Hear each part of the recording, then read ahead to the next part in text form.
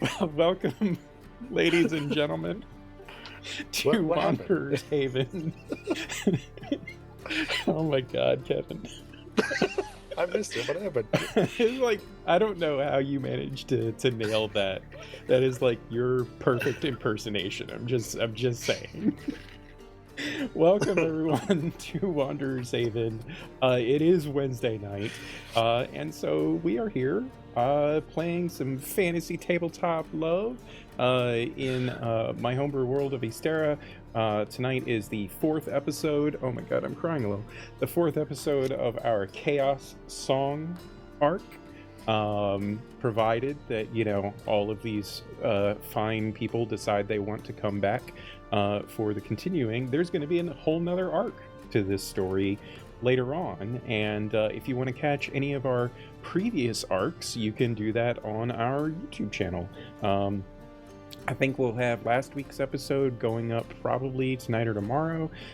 Some real life things kind of got in the way of the last week. Oh yeah, we're kind of matching a little bit with our wardrobes. Thanks for pointing that out, Deb. We're a bunch of dark emo kids or something. Yes. What was I saying? Oh yes, come and watch the VODs on YouTube if you'd like to check out all our previous stuff, where all of these lovely people tell some very awesome and amazing stories. And speaking of these lovely people, why don't we give them an opportunity to quickly introduce themselves and mention the characters that they are playing.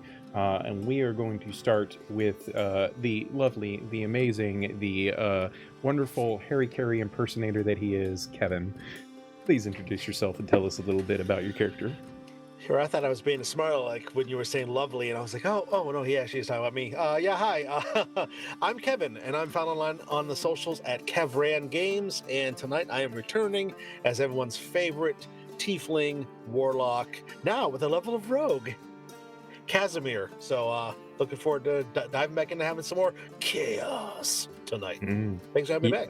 And yes, thank you for mentioning. We did in fact level up, because we're going to get into a little bit about why, but we've got a little interesting twist at the start of today's session, but we will get to that. Continuing this lovely train of introductions, Beth, why don't you go about telling all these people about yourself?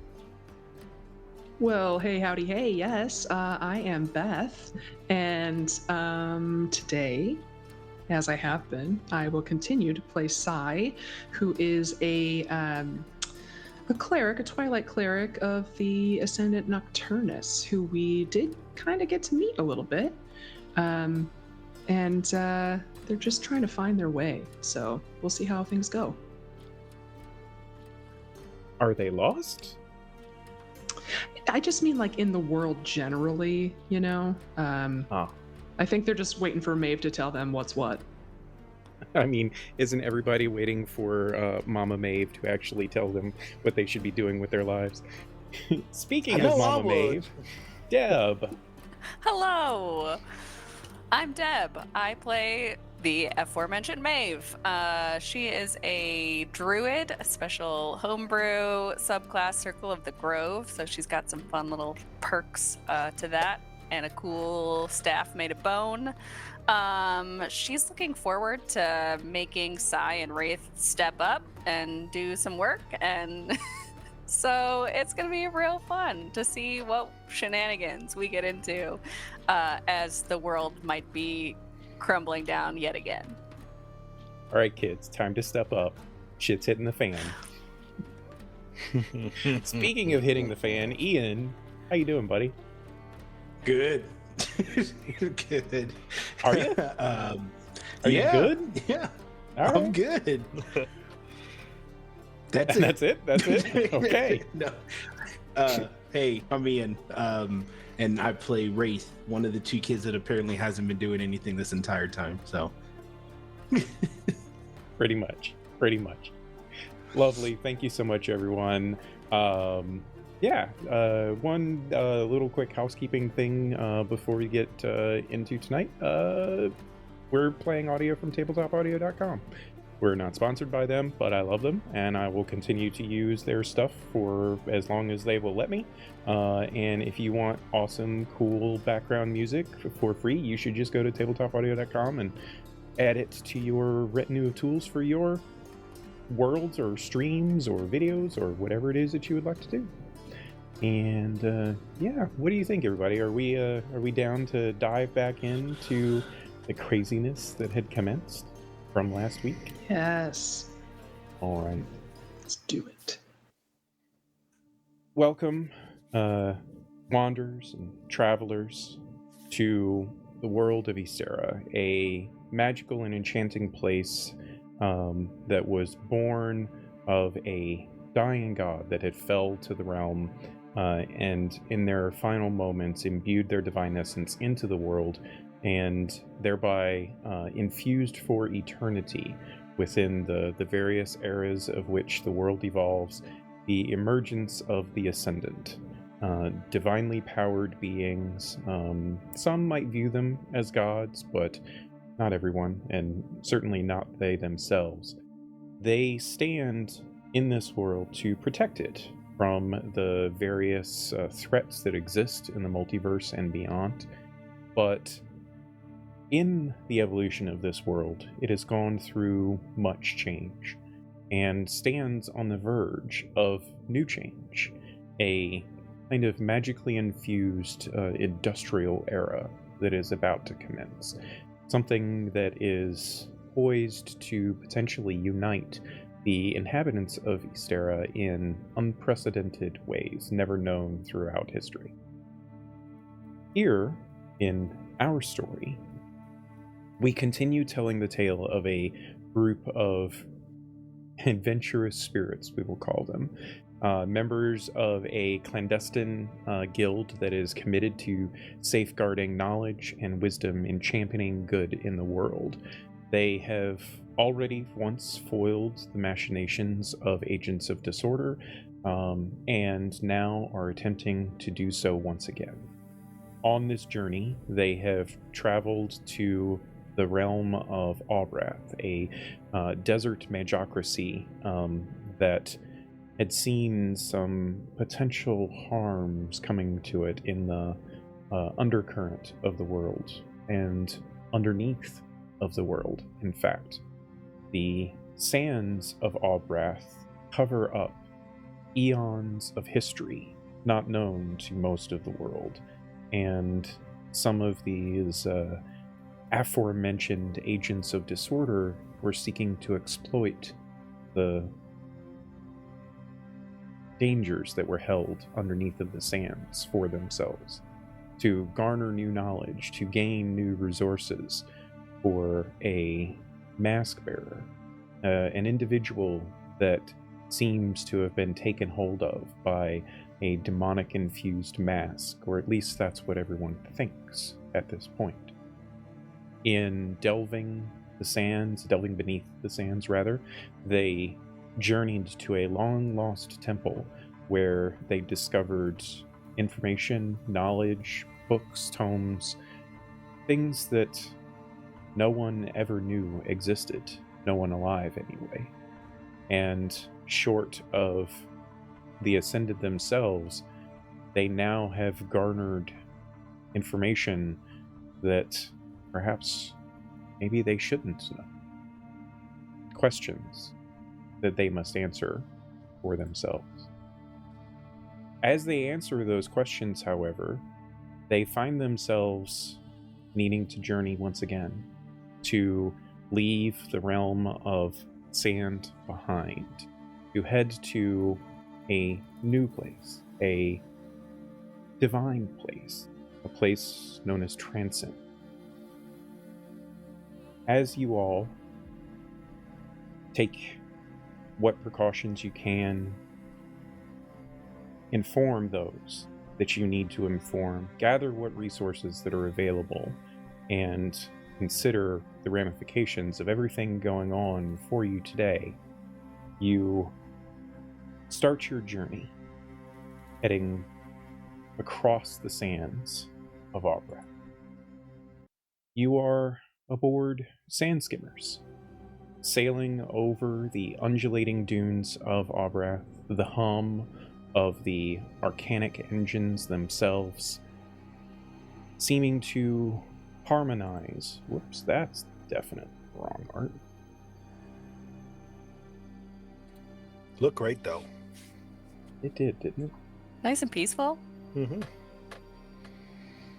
I want to go to there. You'll get there. There we go. The hum of the arcanic engines seeming to harmonize with the melody of the desert winds, adding to a sense of awe that you feel as you traverse the sands and witness the cultures of Aubrath firsthand. The landscape is a paradox, simultaneously captivating and treacherous, with its serene vistas belying the lurking dangers above and below the sands. Ever careful of signs of subterranean sand creatures, you also make a cautious detour around the notorious Cancoteran dunes, infamous for their sand pirates. And throughout your journey, you're greeted by a myriad of experiences, from bustling marketplaces awash with colors and scents to tranquil oases that offer respite and reflection, each giving you a glimpse into the vibrancy that is Aubrath. As you skim along, you encounter Strelor Spire, a massive spiraling structure that seems to defy the very laws of physics. Its towering height appears to pierce the sky itself, constructed from mystical glass, desert stone, and the raw energy of the arcane. One of the many Sendant spires, it serves as more than just a political cornerstone. It's a societal linchpin and a hallowed institution of learning. It stands as a symbol of the power. Why is that changing? Sorry, ladies and gentlemen. There we go. Let's see if that works. It stands as a symbol of power and the aspirations of Aubrath, a place where policy is shaped, knowledge is sought, and cultural values are preserved. Your journey then takes you to the Spire of Kavil, a unfolding miracle in real time, a spire under construction that is a dazzling display of collaboration between magecraft, sweat, and labor, arcane sigils floating through the air, orchestrating a magical dance where raw materials float, shift, and coalesce into solid form, while diligent artisans pull everything into place. And even now, you can see the surrounding area transforming, as if the very act of building the spire infuses life and possibility into the emerging city around it. As the sands give way, the floodplains in the northernmost reaches of Aubrath, you leave behind your sand skimmer, captain thankful for your coin, and you acquire camels to start your next leg of your journey.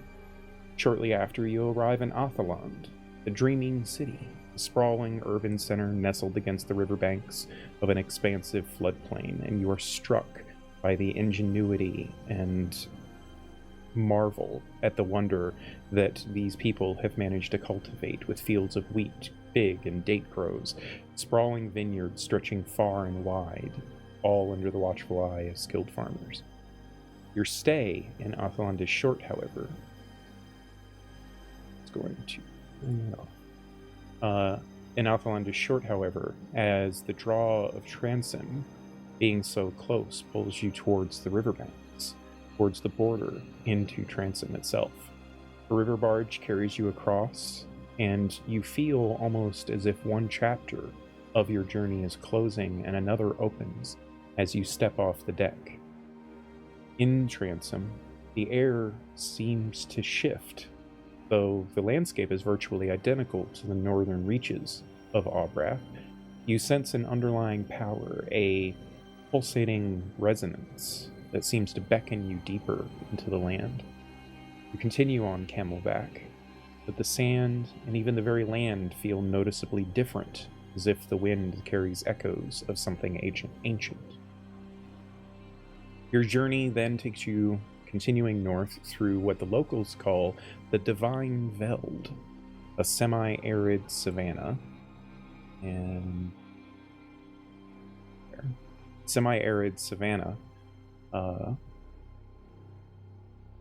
that where the desert gives way to rocky brushlands.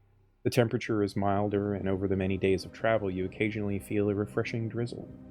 Each rain seemingly causing life to appear from nothing, and more than any point in the previous months, you can feel the winter year finally giving way to spring. You've also seen more signs of civilization, something almost non-existent in the deserts of southern Transim. The steplands offer a chance for small farming communities to thrive. The occasional shepherd, traveling merchant, pilgrim, or missionary point you to villages or towns to get supplies and directions. With each small town and person you meet, your understanding of Transim becomes clearer. A place where the initiative has little presence, Transim offers a great deal from which you can discover. The countryside is vast, and as you move further north and the lands become more green, you find more frequent villages and towns. Each is unique, but they share some commonality. Most notably, temples and holy buildings often serve as the focal point, around which the rest of the community is built. And in these villages, the lines between civic responsibility and religious devotion blur. The local cleric often serves as the village head, embodying a spiritual guidance as well as administrative authority. The people you meet along the way exude a warm, inviting energy.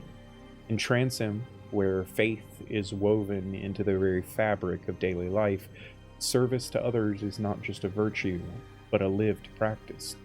Whether it's a farmer offering you fresh produce, a shopkeeper insisting you take an extra loaf of bread, or children sharing their versions of ascendant stories, each interaction feels imbued with an almost spiritual connection.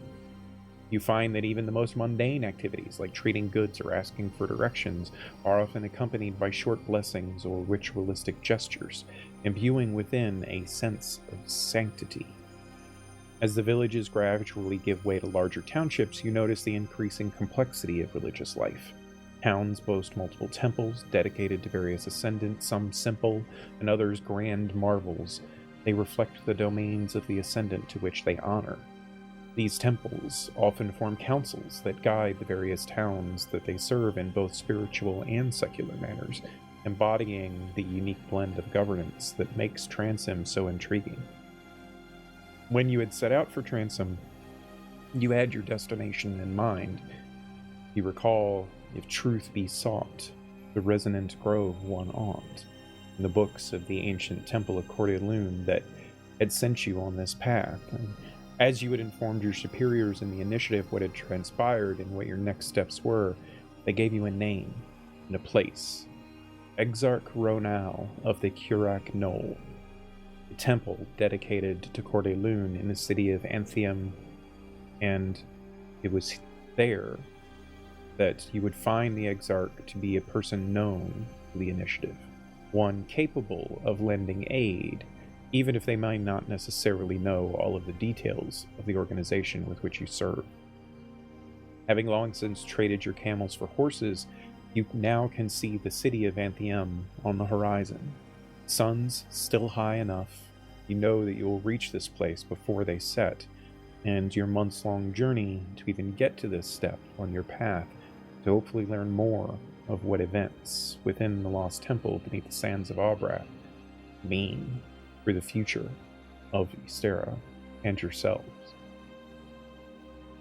So, my friends, this journey that you have taken, this nearly a month of travel on sandskimmer, camel, and horseback, I'm curious what that was like for each of you as you traveled, and also if you happen to have wanted to do anything of note during any of part of that journey. I would be welcome to hear such things as well. Who would like to go first? It's got to be Beth. Beth, it is. Why does it have to be me? Because your name came up first. Oh god. Cool, guys. Super cool. Okay. Couple things would go down. First and foremost, as they set off on this next leg of the journey, Sai would, in whatever quiet moment they have, approach Wraith. And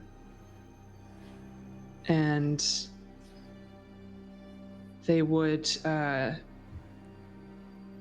just look to him and say, I need to apologize.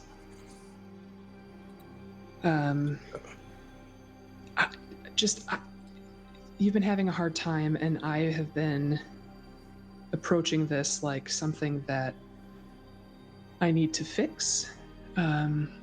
The trouble that you're having, and that's not what a friend does.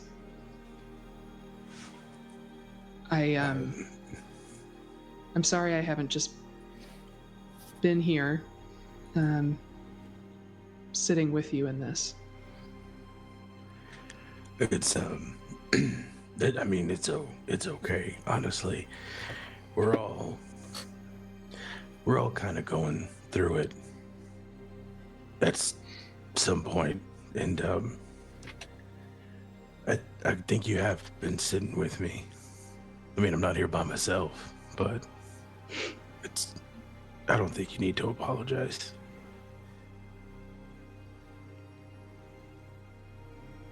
I appreciate it, though.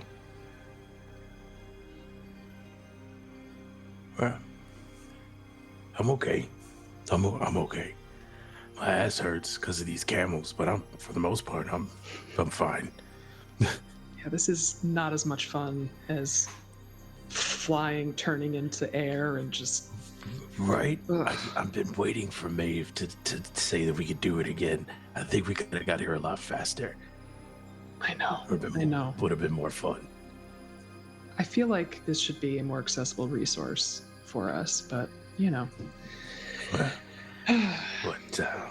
But no, I'm making through. The main thing is we have a mission, and who knows? After this, I'll be able to go on vacation or something relaxing. Do you know how to relax? Not on the back of this camel. Fair enough. I would just assume this was happening when we were taking a camel. Sure. Yes. Yeah. No, actually, it's funny that you mentioned that. I might have to find a better way to relax, because the only ways I know how to, I end up waking up with a headache. How I get it, I never know. I mean, everyone has their own way to decompress, I guess. I like to look at the stars and meditate, I guess. But that's just my thing. You'll find what's best. Try that. Yeah, I don't think drinking and fighting is the best way to relax. But it's fun, though. It is. It's almost too much fun, which is why it's so dangerous. But I'll be honest with you, though. After that little interaction we had in the caverns, I'm looking at things very, very differently. And yeah. I have to find another way to relax. I might look at the stars myself.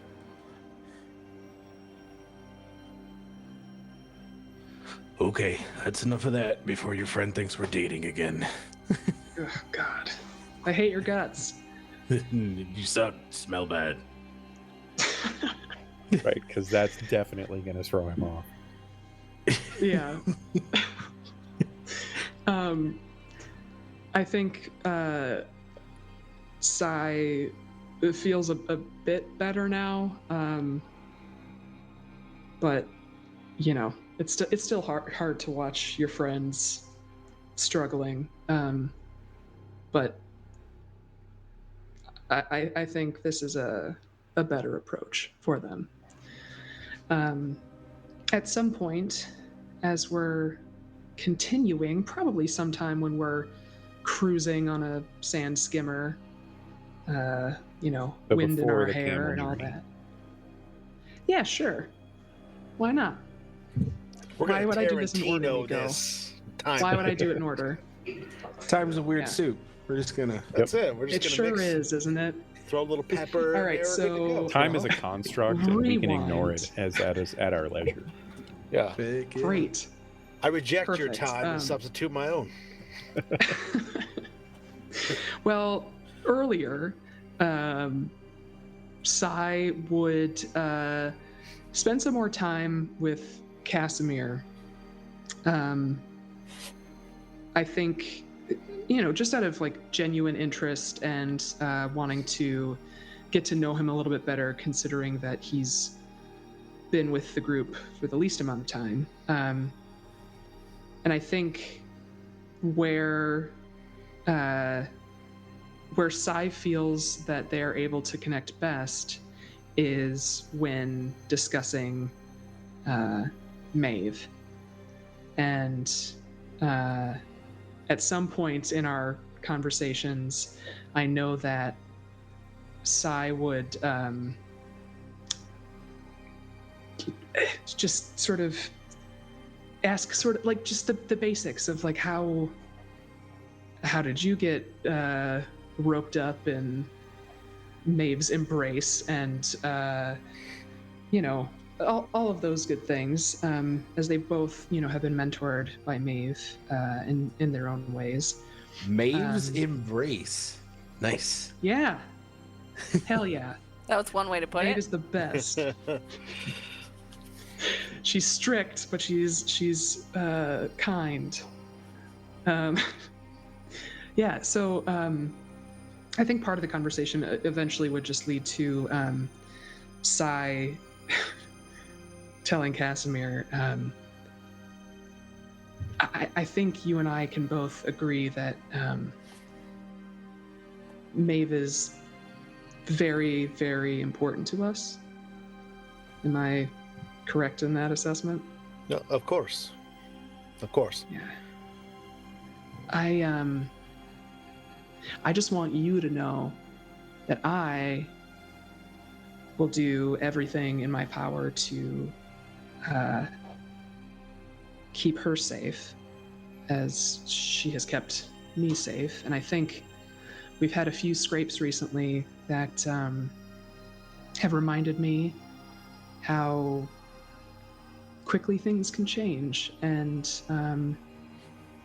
you and I have a bit more time than Maeve does, and I don't want to waste any of it.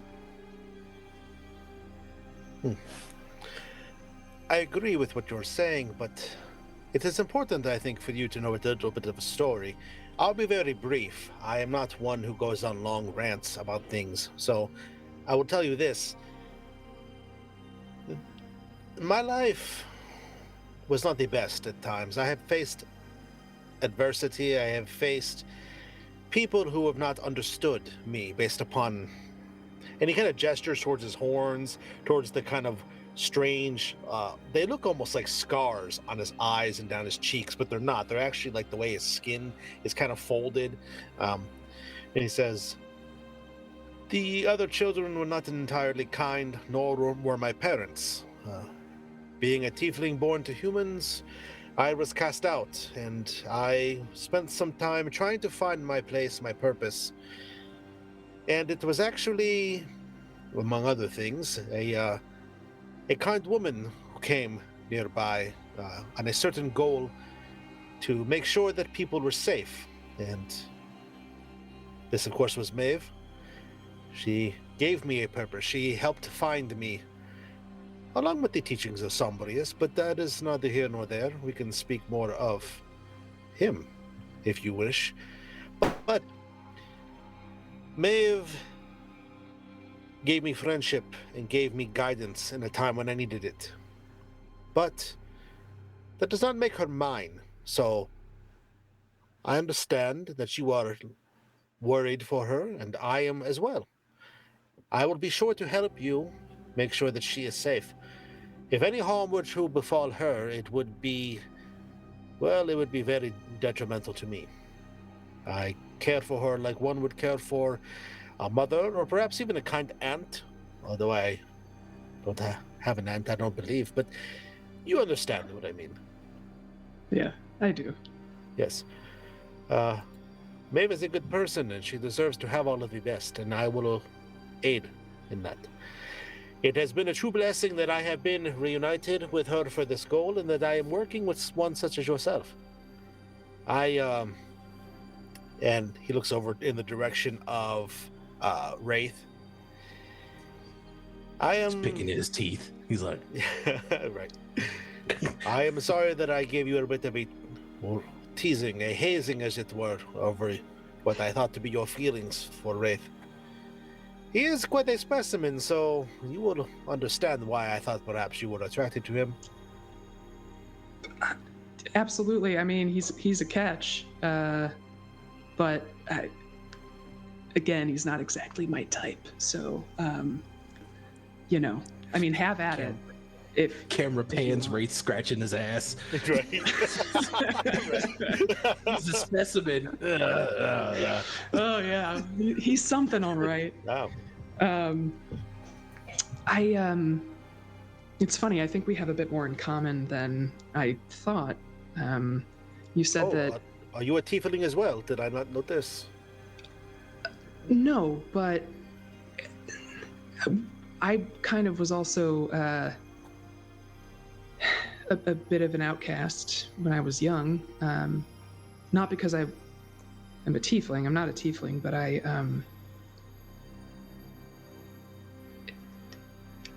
there's something in my family. Some of us over the years have been touched by the divine. It's such a weird thing to say. I don't fully understand it. But I happen to be one of the lucky ones, I guess. It's hard to say. It didn't feel very lucky at the time. My parents sheltered me when it came to everything, I suppose. My uncle was also gifted in this way, and he attempted to use that to his advantage, and it didn't work out for him or for anyone else. So I was alone for a lot of it. And anyways, I know how that feels, and kind of sucks, but I think we're both doing okay now, it seems, so that's something. I have seen the light out of the darkness. I have been guided towards a common purpose, and for that I believe you and I are a bit alike. You are a driven person. I can see this in your eyes, Sai, and I respect that of you. This did not all come from Maeve, I will say that. You are definitely someone who has found your own path, and I hope that the journey that I walk with you, whether it be for a little bit until we reach our destination, or if it remains to be longer, that it is one that has a mutual purpose. I think I think we do have a mutual purpose, and I guess we'll just see where it goes. It's hard to make plans. This all feels very heavy. We did something once. I don't know if we can do it again, but we'll see. And I feel like we're in good company when it comes to all this. Definitely. I think as far as the rest of the journey goes, I feel like Sai would embrace the newness of everything that is seen along their travels. they haven't seen, well, they haven't seen anything like any of this, Aubrath or Transim or any of it, but um, I think this is all a lot of new and exciting stuff. One notable thing is that as we essentially as we cross the border into Transim, and everyone feels that shift in the air, you see Sai transform a bit. They seem to glow a little, just a faint light sort of radiating from their form. And as that sort of begins, that you can also see them close their eyes and take a long, slow breath. And when they open their eyes again, you can see that Sai's usual golden brown eyes have become a bright blue. It seems that this shift in the air that happens in Transim has definitely been felt by Sai. And that's kind of it. Nice. What about you, Kev? Is there anything in particular that we've not touched on already that you would like to go over for this journey, this lengthy journey that you have all undertaken together? I did actually want to talk with Sai, but we did that, so that's great that we did do that. I also feel like during that time, you all would notice that Casimir takes some time to he kind of practices being stealthy, sneaking around, moving away, coming back in, things like that. He it seems that he has training and he has skill in that line, but he hasn't really done too much of it other than just disappearing a few times in the middle of battles. And he seems to be preparing for something. He practices a flourish of his hand, and there is a stiletto style blade that comes out from somewhere, and he twirls it a few times and practices, quick drawing and things of that nature, just to have himself be ready, because clearly there's going to be more battle than what he has used to been seeing before. So he's just getting himself ready for that. And that's really the main thing. He's just, again, he's kind of taking it all in. He's kind of seeing, like Beth said the Sai was going to. He's just kind of new sights, new sounds. Every day is a journey for him, but how it's different for him than from the others it might be is that he's never really had a place to call his own. Never really had a place that he has felt home. And so he doesn't really observe all of this new stuff with an air of new and wonder. It's just more of a quiet acceptance of the fact that this area is a place that he has to watch over now as part of his purview of venturing out. He kind of takes a lot of responsibility for the areas he goes into, whether or not that's what he needs to do or not. It's just something he kind of instinctively does. Every time you get, let me rephrase. When you don't have a lot, every little piece that you get feels like something you need to protect. And so he kind of is approaching it like that. I mean, he's not being territorial or anything, but just everything is going to be a little bit more personal, I guess you could say, as he ventures forth. So that's really it. Nothing too crazy. All right. What about you, Deb? Maeve is a fairly insightful person, but I feel like most of these conversations have sort of passed her by a little bit. She is a little distracted on the journey. She's kind of looked up what she can about Transim and is kind of thinking about the journey ahead and what it means. She's thinking about the team and how they've been doing. I think she writes a fairly longish message, if she can, to Ilara, her mentor, and just kind of writes a brief synopsis of what's happened so far and kind of her thoughts about it. Um, her kind of feelings on how Sai and Wraith have done, since that was some concern before this mission started. And then we'll just wrap it up by writing something like, um, I have continued to think about your offer, and I am of a mind to accept it, provided the rest of this mission goes well. I will keep you informed and look forward to speaking with you after.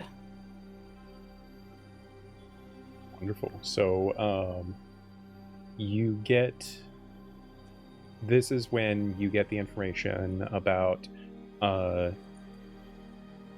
going to Curek Knoll and meeting with Exarch Ronal, that they are an asset, even though, she has cautioned that they are uninitiated, so that she knows which things she can keep secret. But other than that, they are a trusted source, and so there is no concern about perhaps telling them the ongoings of what is happening, just not necessarily your affiliations. And so that is what the main focus of her response is. As far as the rest, she doesn't... She, accepts the statement of agreement, and she is thankful, but she also cautions to ensure it's the right thing for her before she makes such a decision. Thankfully, it's more along the lines of, thankfully, you still have plenty of time to sort out if it is indeed the right thing for you. And so, yeah, as you make this journey, I think for Maeve, Deb, this journeying into Transim probably doesn't register a lot of those same details, kind of like what you were saying. You weren't paying as much attention, perhaps, until you get out of the desert and you're well into Transim itself. Remember that almost the entirety of the southern half of Transim is desert, and then there is a very small amount of like the rocky stepplands, which is noticeably different. That's where you start seeing actual Transim civilization and such. But by the time you venture into the grasslands of Transim, I think that is when things start maybe coalescing for Maeve, in that you're very much in a different place now. This is probably more different than anything that she has experienced. Actually, this is the closest thing, actually, she would have experienced to the Bone Orchard than anywhere else in the world, in regards to just the divine presence that is notable within Transim. So I think that it is here, now that she's on much of the journey, that she finally starts paying attention to her surroundings, so to speak. And she would also get, because the entity, the fragment of the entity within her staff, doesn't communicate with her in the ways of normal communication. It's more like feelings and emotional projection than anything else. And so she starts to really feel it as though there is a sense of calm and almost like a relief that comes from the staff, or the entity within her staff, as she has gotten further and further north and away from Aubrath. What about you, Ian? Is there anything in particular for Wraith, or any part of this journey that you would like to call attention to, or anything that you want to add? Nothing too major to add. I think he does take part in kind of like training with Casimir, kind of like using his fighter skills and techniques to show him like, all right, listen, so are you gonna take your little sword, right? And then, he's kind of going through movements and stuff like grappling.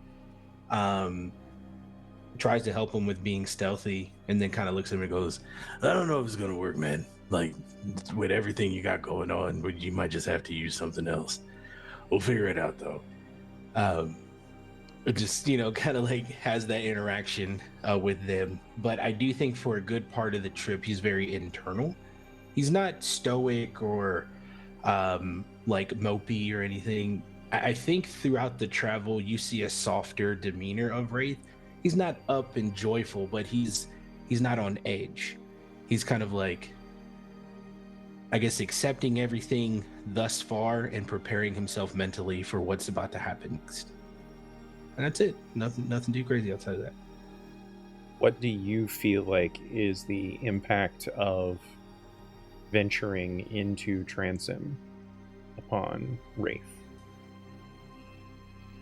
I think for the first time in a very long time, he sees like a large group of people with clarity, in the sense of their warmth, their welcoming demeanor, their sense of purpose within their beliefs kind of gives Wraith first breath of fresh air that he's ever had in how long he can remember.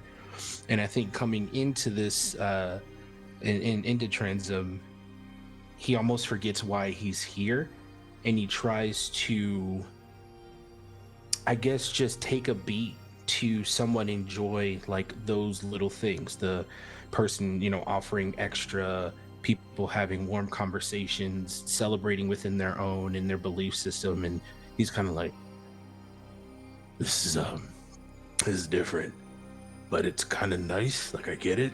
And looking around at everybody and seeing that everyone's real focused on what they're doing, and he's like, oh no, okay. But that's kind of like his initial feeling and approach when they get in. Okay. Here's a question probably for the entire group. Given your clandestine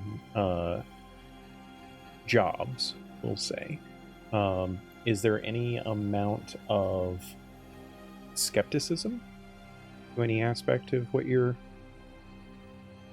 experiencing thus far in Transim? Not particularly from Casimir, at least. He, as he had told Sai, he didn't have a certain connection to people around him. He didn't feel like he was a part of something, whether it was a family, whether it was a place he lived, whether it was an organization. And so he kind of fell into some wrong crowds. So for him to have a definitive purpose, even if it might be something that's as drastic as, we might go get killed by someone bearing one of these ancient masks, it still feels like he's finally figured out what he's supposed to be doing and where he finally belongs, where he finally fits. And so he actually is taking this all, if anything, his doubts that he might have about his way of life and his skill set and how it might pay off have actually become more fruitful at this point. He's actually felt like it's actually become more proven in this moment. So he's actually looking forward to what's going on. He's not looking forward to it, but he's resolved. He's more, driven, I guess you could say. Fair. What about the rest of you? I don't think skepticism is the right word from what Maeve is experiencing, but there is a sense of distance, I guess, because Maeve doesn't have, apart from this, fragment of the Ascendant and her staff, a real personal connection with any of the Ascendant. She recognizes their presence in the world of Ysterra, but she, she's always kind of done her own thing. Her powers come not from an Ascendant, and so she is approaching Transim, I think, with a certain curiosity, but also a more intellectual curiosity than anything personal. Okay, that's fair. Wraith has a major childlike wonder in what's going on. It's like he's like, why is everybody so happy? Like, what's going? Like, I'm pretty sure this place is like well taken care of as best as it can be. Like Wraith is used to being in places that are dark and leaky and smells like crap, and so This is I very guess much coming. the opposite of that, in fact. Yeah. One of the aspects of Transim is that, and these are like tidbits that you might be able to pick up in your travels as you're going through, because again, it takes you many, many days of, week or a couple of weeks even through Transim in its entirety. And so at the various places that you stop, the various people that you talk to, and also the notion that before your journey into here, the initiative has not had very much in the way of assets deployed here. So learning everything that you can to take back and report is also of great importance to you as well. And so you're able to pick up on like some of the history of Transim, how it used to be half of what it used to be belonged to Aubrath, or half of what it is now used to belong to Aubrath, half used to belong to Ysterra, and basically a whole bunch of the religious organizations that make up Transim and quote-unquote rule Transim, basically banded together and was like, yeah, you two countries got to stop fighting over this land. We're now our own land. And like it was all around this notion of the good of the people came before everything else, because the people that live in Transim generations ago were constantly under threat of war from one country or the other. The borders constantly shifted. They didn't know, whether they were Aubrathian or Etruscan, and like there was a lot of turmoil within these lands, and especially in the northern reaches of the lands, it's very serene landscape in a lot of ways. And so as the foundations of Transim were built around the people and protecting and serving the people, that inherently has created this sense in Transimian culture where it's all about the people. It's all about taking care of each other. It's all about helping everyone else, right?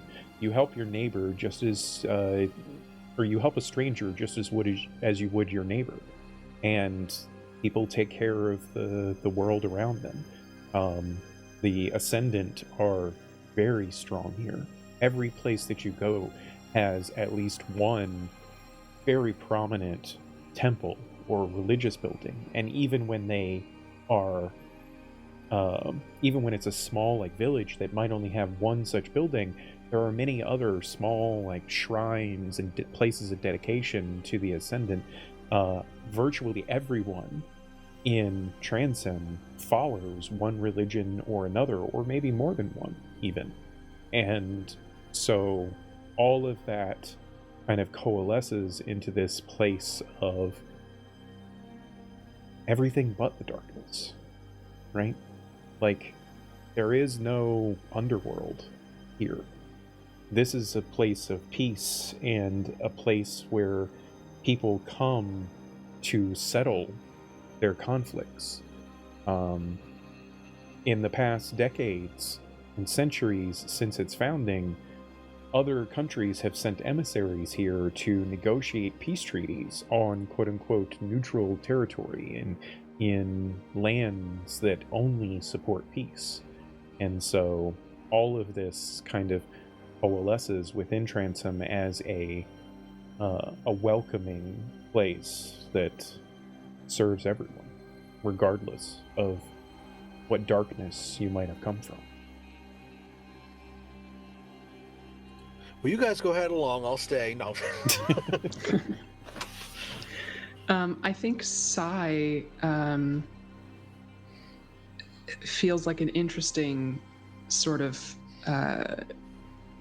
connection in that they understand the faith in a particular ascendant and what the ascendant broadly do for Ysterra and the people of Ysterra. And they get all of that, but I think that Cece's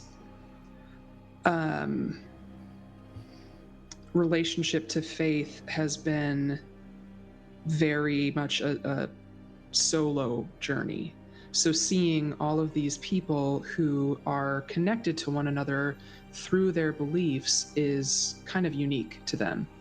And I think that they'd feel kind of comforted by that, and seeing that not only are people coming together, but an entire country is being run by people of faith through their connection, through their ideologies, and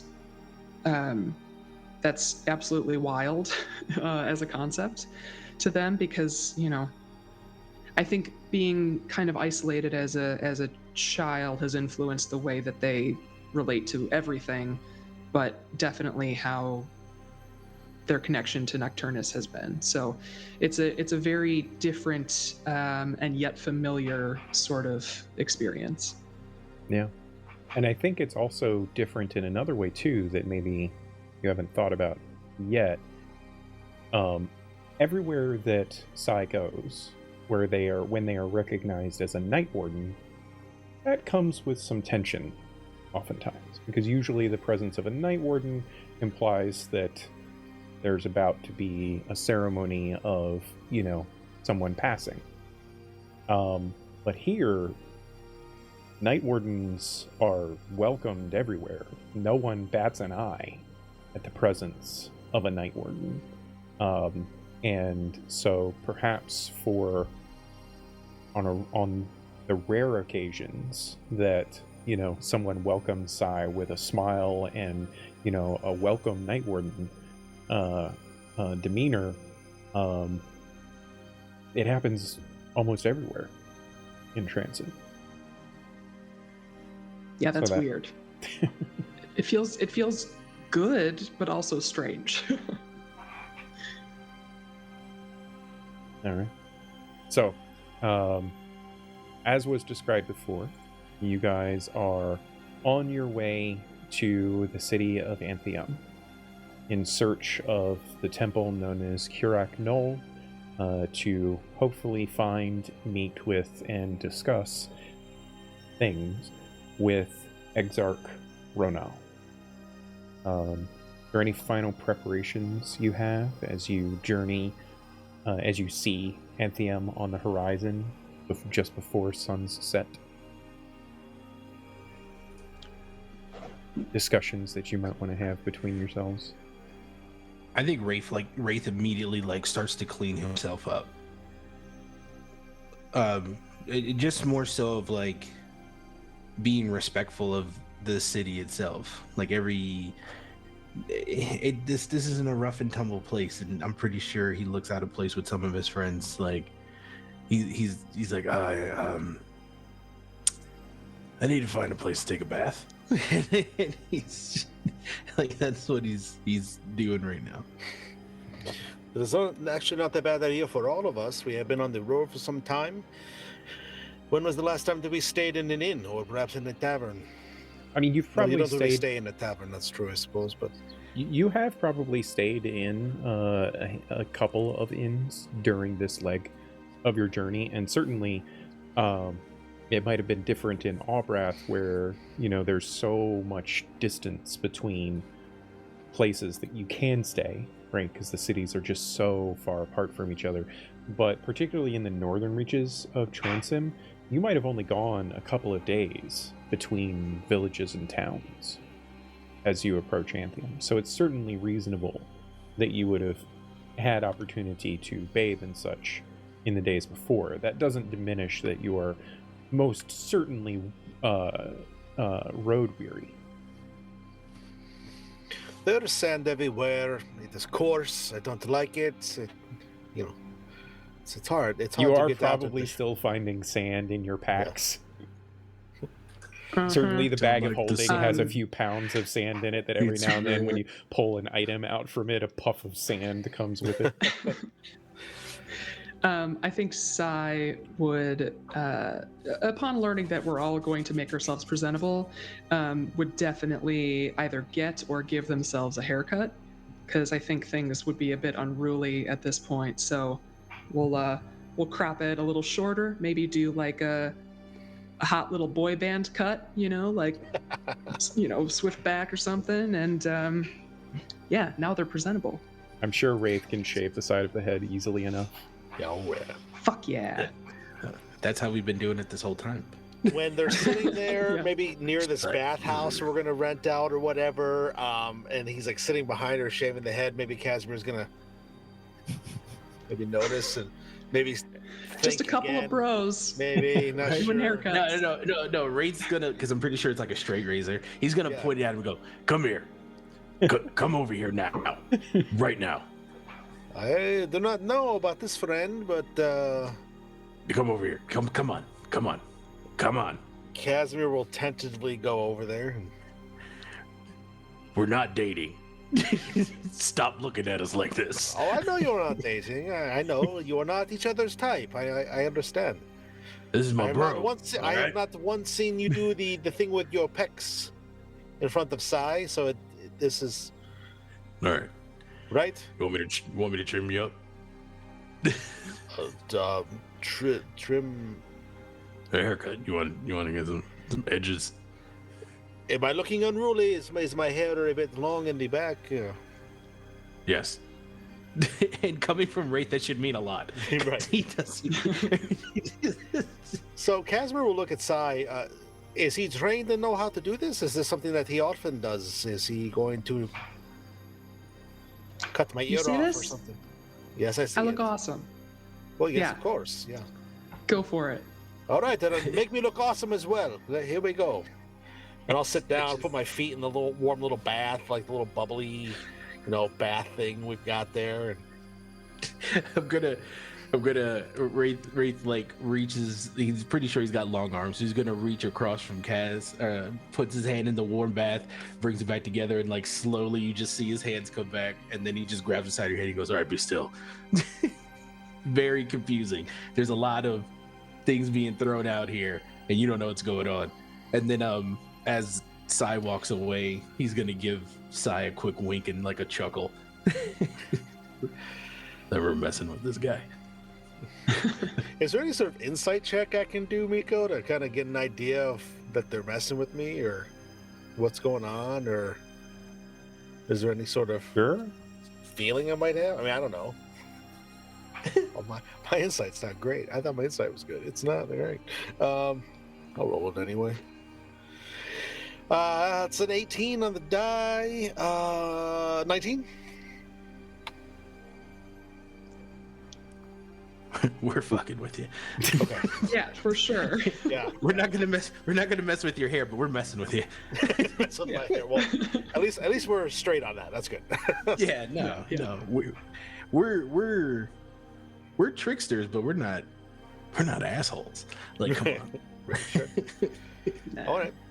Well, still, I'll let him cut my hair if he actually seems to know what he's doing, and he's messing with me, but he's not gonna, shave half my head and make me look weird or something. Do They can you do like want the to? Vanilla Ice lightning bolt in the side or anything like that. I you will know? leave it entirely up to you, Ian. Do you want to roll it, or do you want to just say that Wraith is able to cut Casimir's hair quite well? What would that be? A performance? Sleight of hand? Yeah, I think it would Yeah. probably be sleight of hand. I think that Okay. makes sense for you in this instance. That's significantly better for everyone. I say whenever you have a chance to roll it, roll it. Roll it. Yeah. That's my Which- bag. But 22, 18 on the die. Nice. Ooh. 21. I'm You sorry. look I got a fly plus and 3. fresh. You look good, dude. Crispy edges. He actually has a pair of shears Right. in his pouch that he's kept around for just such an occurrence. 100% certain, and Deb, you can correct me if I'm wrong, Maeve has never let Wraith cut his hair. But he waits in eternal anticipation for such a day as that. You're gonna look real good, right? So we're just gonna make sure that everything's like blocked off. Do you want it round behind here, or do you want it squared off? You know, I have never had my hair cut before, so you can do what you want to do. I will trust you. You got a skinny neck, so we'll round it off for you, and then we'll just make it look really good. And then takes the alcohol after he's done, and he's like, "All right," just like. Oh. There you Luckily, go. I am resistant to burning damage. That is great. Not a problem. Cool. How has Casimir Alright. cut his hair before? Is he just like used fire in his hands and No, just he's like just kind of done like that thing where you just kind of like, if it's too long, you grab a handful, you just kind of slice it off or whatever. He's not had a proper haircut, I guess I should say. Gotcha. Yeah. It just looks Well. like this. Yeah. Wraith is sufficiently skilled that he even polishes the horns up a little bit. Hey, now Are we're they getting personal here. flirting with each other? Yeah. There you go. There you go, buddy. Come Look at on. that. That's real nice. I got some oil. There you go. Yeah. Yeah. Walking by and seeing this, Sai just looks at Casimir. And he gives her a look, and there's no insight needed. The look that he gives her is, it's exactly what you think, kind of look on his face. Like, he's like, you could tell he's like, yeah. Wraith is just Great. focusing on doing a good job. He's like, Right. yeah. That was nice. That was really good. Yep. Yeah. I didn't notice you got a little tinge of green on your horn. That's nice. Oh, I didn't know that either. That's interesting. I'm making things up. That's what we do here every night. We make things up, and it is glorious. So, I'm done. yeah. So we'll say that you all had a good sense of direction. The directions that you had been given to reach Anthium were seemingly accurate. Every portion of the journey through Transim, such directions have always been good, and so you had a strong sense that you would be reaching Anthium by nightfall. And so this all transpired like much earlier in the day, as you were, preparing the final portions of preparing yourselves for the final portions of this journey to reach Anthium. As you continue forward and find yourselves within sight of the city of Anthium, you notice quite clearly that it is a fairly sprawling and vibrant town. The city itself seems to be home to a good number of people, easily 10,000 or more people. There are many holy buildings. The buildings themselves all are relatively well constructed. Some are newer, perhaps, like having been built maybe just the season prior, before winter had set in. And as you have gotten this far north, you have had a strong experience of feeling the last of the winter year moving on, and spring is firmly settled in here in Anthium. There isn't quite songbirds on every tree, but there is perhaps a little bit of that feeling of the crispness of the air, accompanied with the vibrant green of the surrounding trees. And you notice that perhaps more than most cities, especially cities of this size, Anthium seems to almost be part of the natural landscape around it. Particularly, Maeve is able to notice very well that the city seems to have taken special care so as to not disturb overmuch the natural landscape. Obviously, many of the buildings are built of wood, as well as stone and such. So they certainly would have cut down trees to make room for things, and the grandiose structures of several of the temples imply fairly substantial resources were pooled together to craft such buildings. But there's a definite care about what was done. And as you journey through the town, you are greeted warmly as passers-by. Certainly more than a few individuals cast looks in your direction of wonder, nothing questioning or no one being like, hey, who are these people? It's all very much in the sense of, oh, strangers, hello. And it's here that you get to meet or get to see, this being probably the largest of any of the towns that you have journeyed to thus far. As the suns are setting and the town is, as shops are beginning to close and people are gathering up for their evening tasks before nights fall, you get this sense that for the first time, the sleepiness of Transim that usually comes with nightfall doesn't quite have the same effect here. And in particular, you notice that there is a temple that stands out. As you pass close to it, you can see a number of individuals, probably 100 or more, making their way in a particular direction, wherein you notice this one temple that they are journeying to, a massive structure, 4 different spires, all connected together with what appears to be a very large glass dome in its center. And it doesn't take very much in the way of inspecting or seeing it or discussing perhaps with a passerby that this is a temple dedicated to Luniesh, seemingly an important person within the township. And so a number of people are heading to this temple for evening prayers, as Luniesh being the ascendant of twilight. This is when the prayers, the day's prayers, as it were, finally begin. And given the number of individuals gathered and such, you kind of follow along with them for at least a brief period and maybe ask one for directions. A younger woman, probably in her early to mid 20s, long red hair, kind of tied back in a loose braid at the back. By all appearances, seeming a herbalist or something of that like. You inquire with her, perhaps, about where you might find Kirak Knoll and Exarch Ronau. And she softly chuckles to you and just kind of points off at the farthest edge of town, and she says, just journey to the edge and you'll find the forest. And seemingly with a touch of mirth in her statement, you get the sense that if you go in that direction, it's going to be noticeable, at the very least.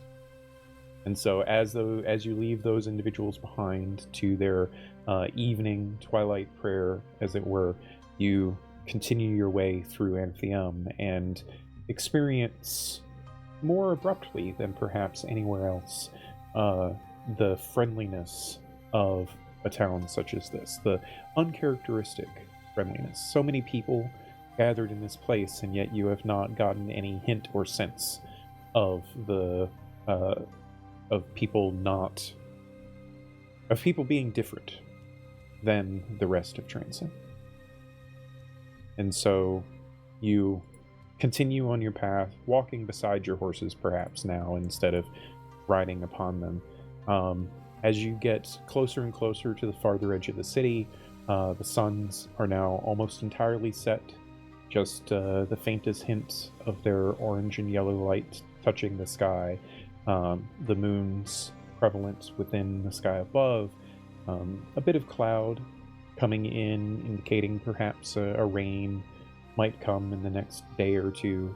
But other than that, the cool evening air settles in for you, and it's pleasant, at the very least, to be in such a civilization as this.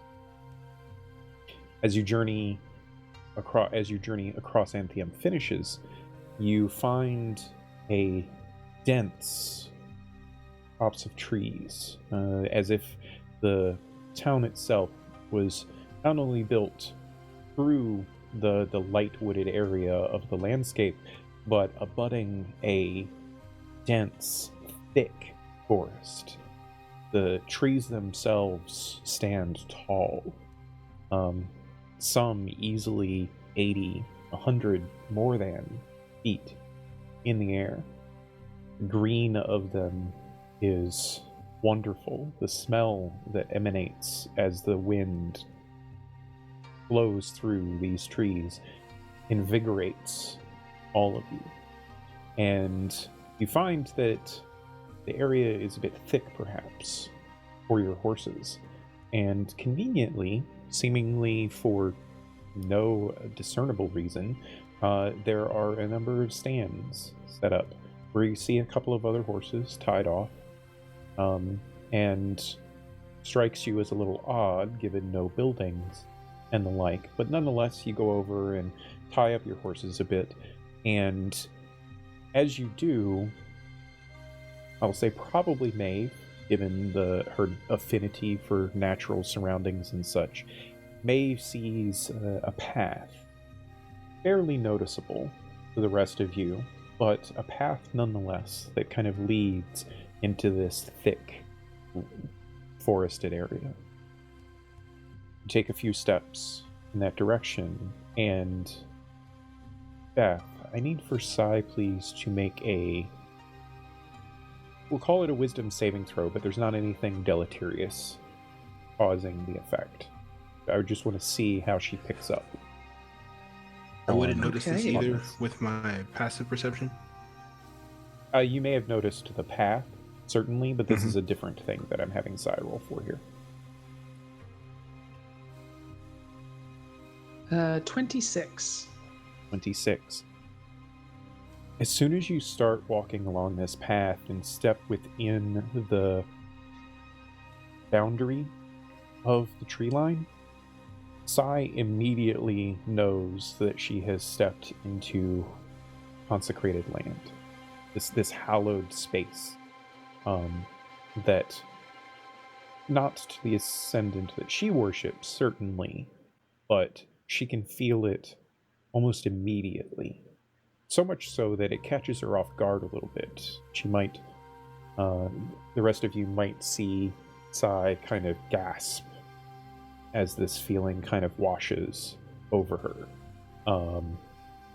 It's the same type of feeling she gets when she has those fleeting moments of true bond with Nocturnus. And it is all at once surprising and all-encompassing for her.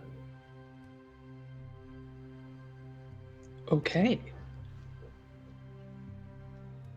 I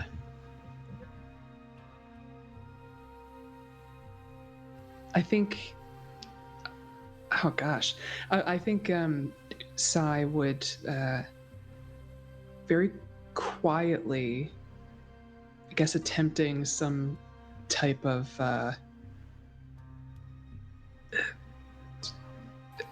reverence. I think Cy would talk to Maeve and just say, "This place is very special. Can you feel it too?"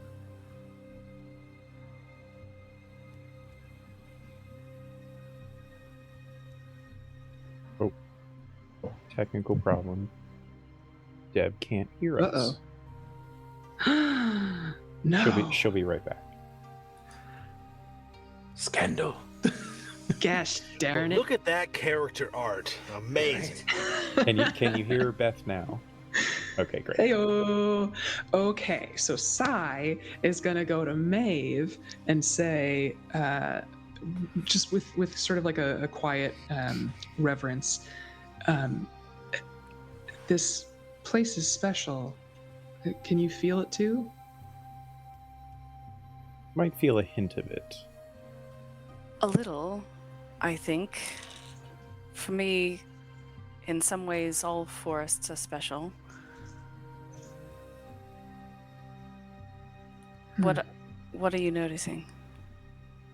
I just, I sort of have this feeling that I really only get when I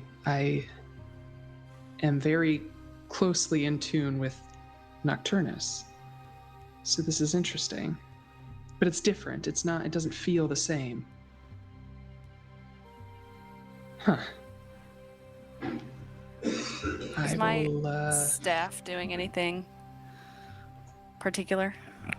I think probably still conveying maybe a little bit more openly that sense of serenity that they have been expressing as you've journeyed through Transim. The fragment in my staff, it seems serene here. There's a piece to it that was absent before. Is it? I guess this is probably a thing that I need to work on, but it feels really nice and good, and I'm suspicious. Is that a healthy thing, or is this? Should I just let that go? I don't think it's bad, necessarily, to be cautious. But I don't think that you should let caution steal joy. No. It feels too good to be overshadowed by all that, so just a thought. Always on my guard. I'm paying attention. It's wise. So as you continue to step forward and move through the thick trees of this border forest with the city of Anthium, each of you, perhaps Maeve first, and then Casimir, and then Wraith, each of you begins to experience perhaps a more subtle version of what Sai is experiencing. And the calmness seems almost familiar to all of you. And as you navigate your way along this path, you don't see any other individuals walking the path with you, but you do see, out of the corner of your eye perhaps, a shadow move through the boughs of the trees, or faint bit of movement from maybe a small animal, or perhaps just the sound of the natural life that exists in this space. And you continue to take each step, and it's almost like you're stepping into an entire other world, as it were.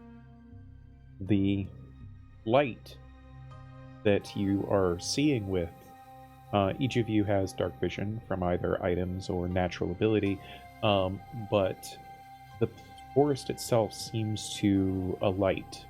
And at first you thought it might just be the natural illumination of the moon's reflection of light in the skies above, casting and finding its way into the shadows of the forest.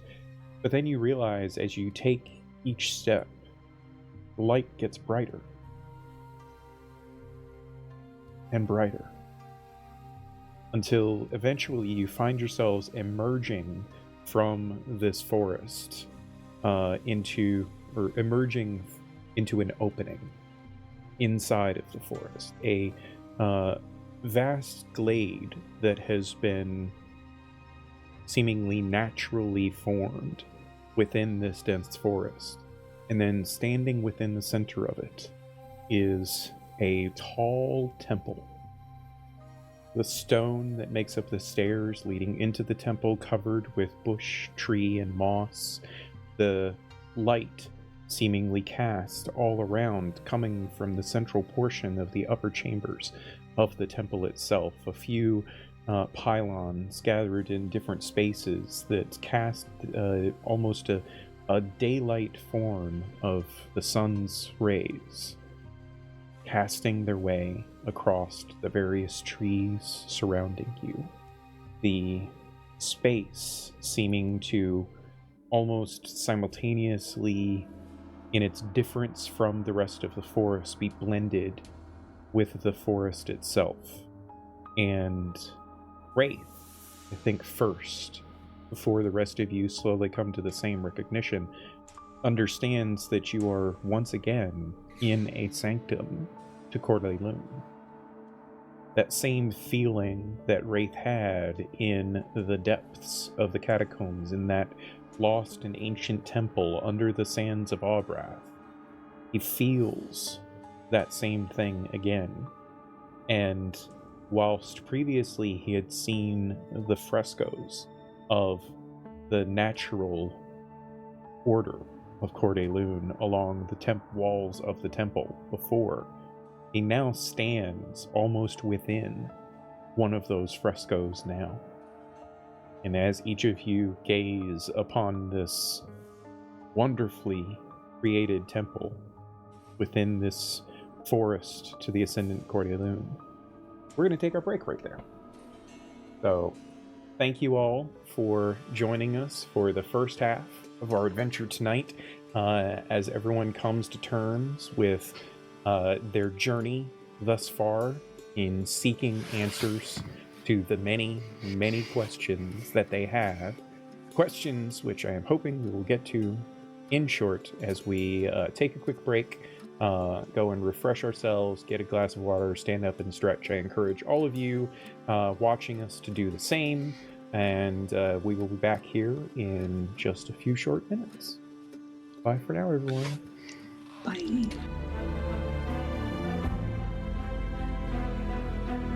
And welcome back, ladies and gentlemen.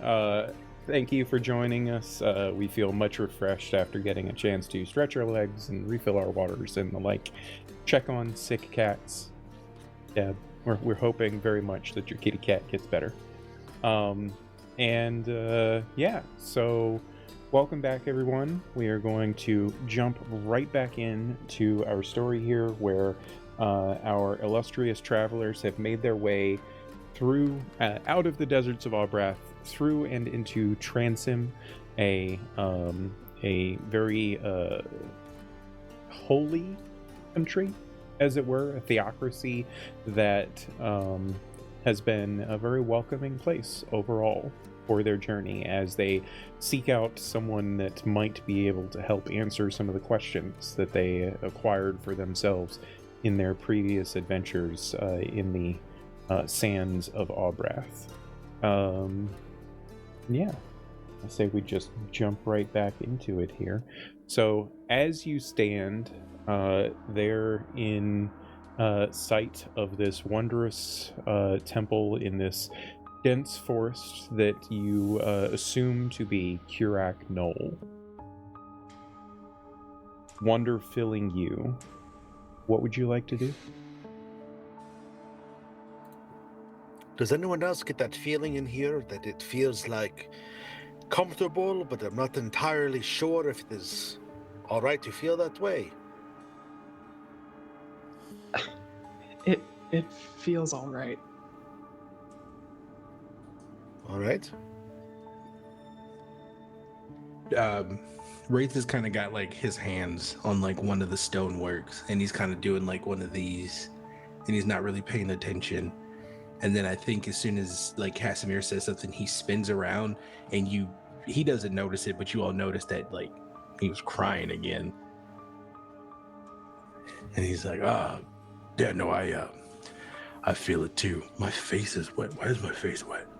As Wraith spins around looking at his companions, behind them in the trees that are all around this temple space, he sees one of the trees themselves almost move.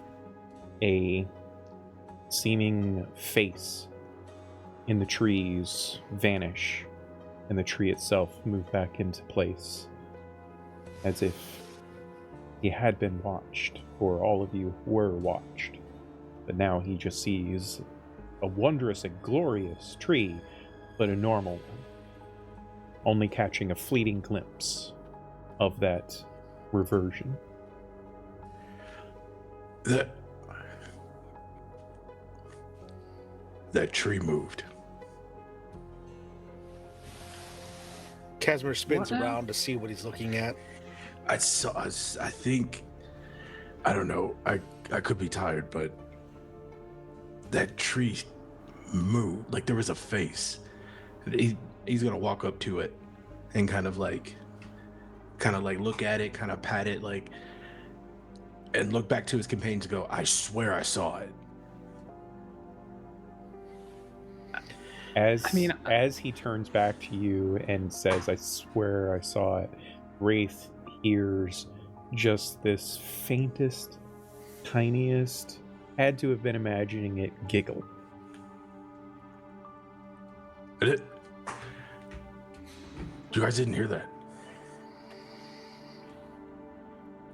I did not hear or see anything. Hear what? Don't stop looking at me the way you guys. I saw on the tree, and then I heard someone laugh or giggle. It was. If you guys are messing with me, that's not funny. I am not messing with you. Why would I mess with you? I mean, I feel like this is a place where strange things aren't considered that strange. Maybe. I mean, did it feel bad? No, I'm with that same feeling I had in the caverns. I feel this, with lack of a better term, this feels right. Like I'm oddly comfortable here. Everything here makes sense. Stop That's looking at me like wonderful. that, Cass. I'm not looking at you like anything. You're making a face. You're making a face. Well, maybe that is my natural face. Did you ever stop to think about that? That sounds like a personal problem, but stop it. All right, and I'll turn from him, and I'll turn to Maeve. Do you have any idea what this place might be doing? What might be giving them this feeling? Casimir, as you turn away from him, well, as Casimir turns away from Wraith, you feel before you see a movement between your feet, and you glance down quickly, and you see a small stoat, a ferret-like creature that just kind of wraps its way around your legs very quickly, and then darts off into the trees. I chase after it. Oh, Okay. wait. But he doesn't even say anything. He's just like, it's kind of like he's trying to scoop up a cat, and he's doing one of these, and he's like, and he's going for it. Okay. Oh, we're running. Okay. What? You all see Wraith just bound into the forest after this small woodland creature. Go ahead and roll for me either athletics or acrobatics check. We're gonna go athletics for no reason. That's a 28. Okay. 18 on the die, and I'm proficient in athletics. It's plus 10. Nice. Nice. Yeah, so you bound into the trees. The rest of you follow after him, and as the rest of you kind of enter back into the tree line itself, you catch sight of Wraith reaching down and scooping up in one hand, quickly bringing his other hand in front as well to catch on to this weasel-like creature, pure white from its chin down its belly and all the way to the tip of its tail, and then on its back this like sable brownish mix and it just looks at him with these beady little black eyes, and particularly Maeve immediately recognizes a sense of mirth in the creature's demeanor, as it is like kind of wriggling around in Wraith's hand, but not really trying to get out. You know that if it really wanted to escape Wraith's grip, it probably could. These creatures are very difficult to, almost impossible to hold on to when they want to escape, and this one is just kind of playing with Wraith in his hands at this moment. He's not like really trying to like hurt it or anything. He has a firm grasp on it. He's like, hey, buddy, hey, it's okay. I'm gonna give you a belly rub. Is that okay? Starts rubbing. Yeah. After a minute, it kind of accepts the affection, and not really a purr as much as it's like a cooing, that kind of trill coo that comes out of its mouth. What? Uh-oh. It sound like? Beth turned robot. Oh, I thought it was me, like on my end. I was like, no, Beth. Didn't hear. Beth, if you can hear me, you need to refresh.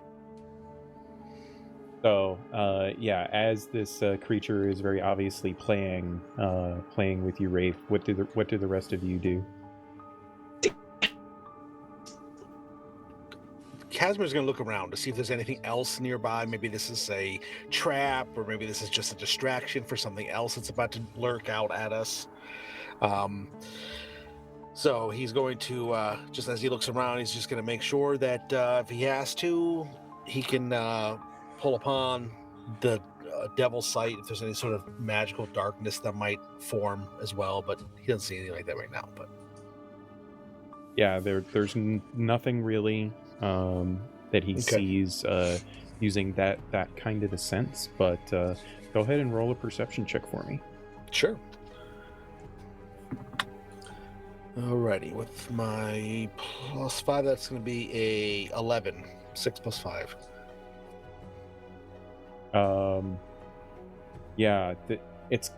This is not a landscape that Casimir is familiar with. Sure.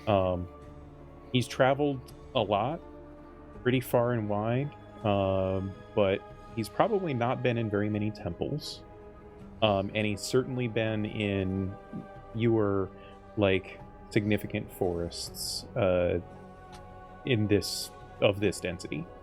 Sure.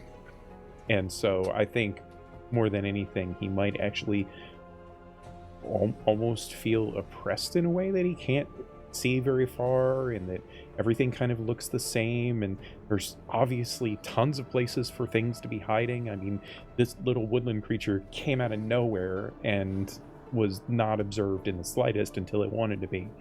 So that might be a little unnerving, Casimir, in this instance. Definitely, yeah. Welcome back, Beth. Can you hear us now? Yes, I can. So what is Wraith doing with this little stoat? He's just kind of like, I don't want to say playing with it, but he's like interacting with it. He's kind of just like, hey, are you messing around with me? Is that what you darting into trees and stuff? Look at you. You're cute. I'm going to keep you. And he like kind of offers a shoulder.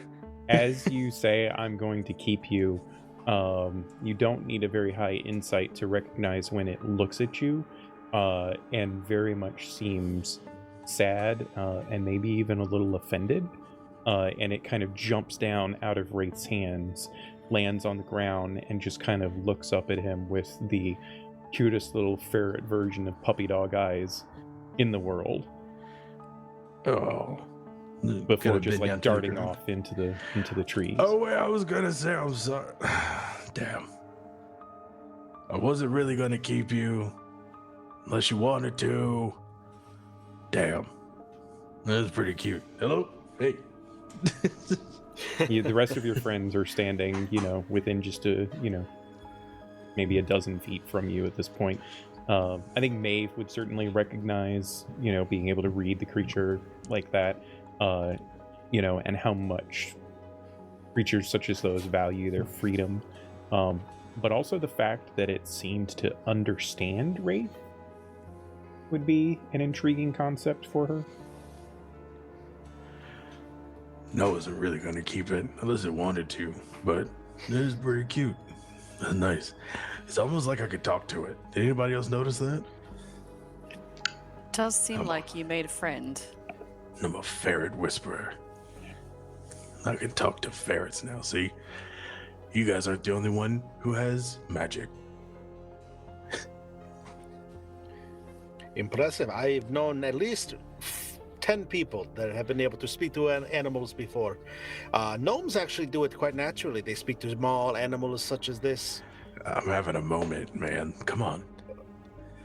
Oh, I thought we were messing with each other again. We were not? It was a good attempt. Anyway, Okay. well said. Things gone now. Oh well. Maeve, You do guys you are know looking anything at about me this again. place? Maeve, what can you tell us about this place? Do you know anything about specifically what is going on here? Or? I'm not terribly familiar with this particular place. It does seem like Wraith has an unusual affinity for it. I guess that's the word for it. I do. This kind of feels like home, in a sense. Like I guess like while like I'm saying that, I want to walk closer to the Temple of Swords. Back into the temple space. Yeah. I just I feel good here. Like this. I haven't felt like this in a while. Can we go into this? Is there a door? There are several doors. The temple itself seems to be, from the outside anyway, it's large, it's tall, easily 30 or 40 feet tall. The trees around seem to almost obscure everything outside of it. The canopy of the trees completely covers over the temple itself, and you are fairly certain that if it wasn't for the light emanating from the top of the temple, this entire place would probably be in pitch dark. And so, as you are looking at the temple, you can see that it appears to have 4 different entrances. There's stairs leading up into what look to be 4 different passageways leading into the temple itself. And the raised platform that it sits upon, while also made of stone and such, as I had described, is like covered in moss and shrubbery and green, almost to the point that there are certain parts of it that you feel you have to kind of step over some of the green, almost as a sign of respect, maybe, from the naturalness of it. And there doesn't seem to be any clear indicator which path you're supposed to take that leads into the temple itself, but maybe it's any of them.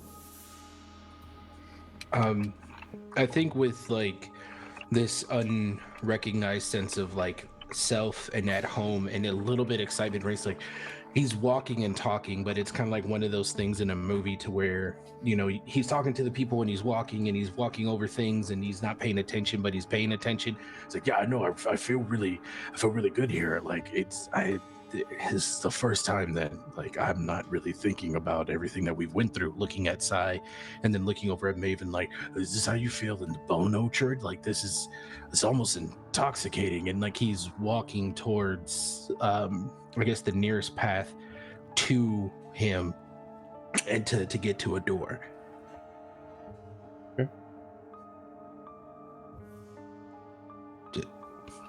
Does Maeve have any response to Wraith's question? I think you should follow your instinct. What do you want to do? right? No, yeah, and I kind of just want to go in. I'm gonna go in. Okay, and then Well, then we would go with you. And I'm looking to the other. I'm looking at the ladies like, why? We're going right? And I'm gonna kind of start moving in behind Wraith. Yeah. So Is that- sorry, go ahead. Yeah. Is that all right, Wraith, if we join you?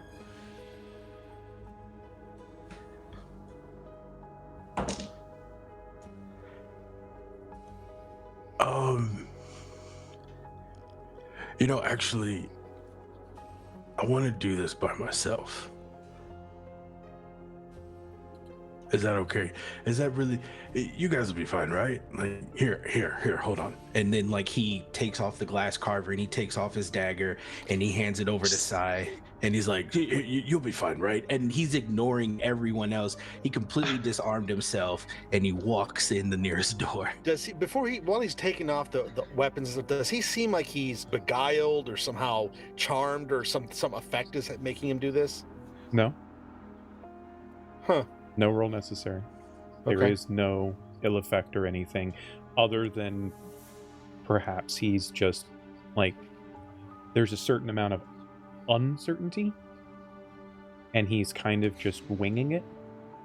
Like, I think that is fairly easy to pick up on, but there's still a genuineness to his desire to, at least for the moment, step into the space disarmed and alone.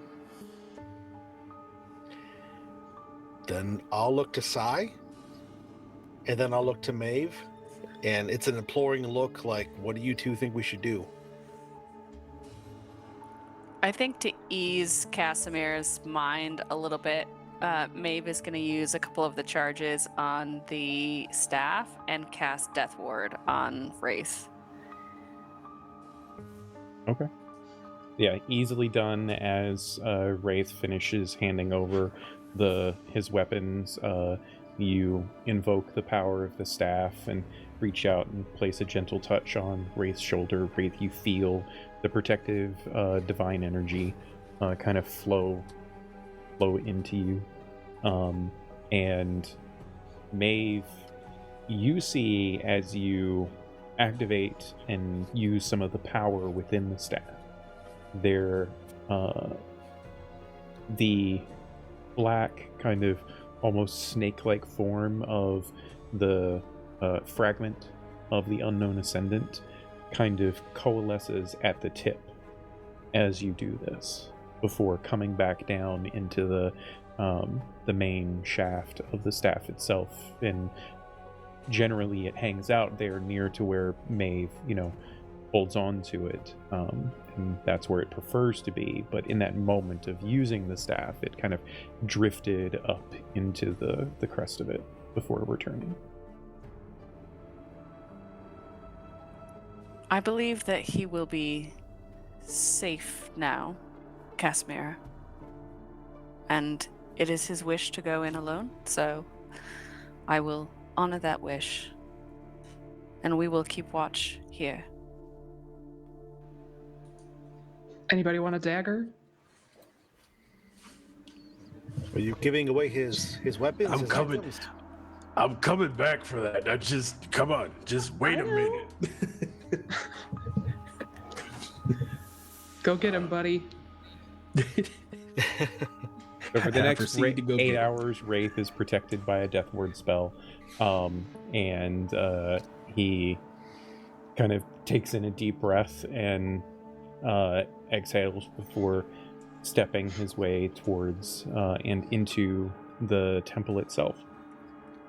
As he crests the threshold of the temple, all of the sounds of the forest around seem to be amplified.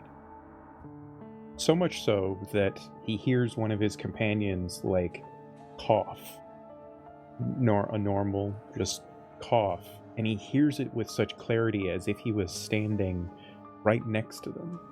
Despite the fact that after moving into the threshold of the temple itself, and they are now technically beyond sight, having turned a corner and moved his way in. And that lasts for a few moments. He thinks that he can hear the sounds of the small animals and birds in the surrounding trees and such. And as he moves further into this entryway, that sound kind of diminishes. And he steps into the temple proper and is surrounded almost immediately by this open space, maybe 40, 50 feet across, cylindrical in shape around the room. It's the room that is, and floor to ceiling shelves of books and scrolls.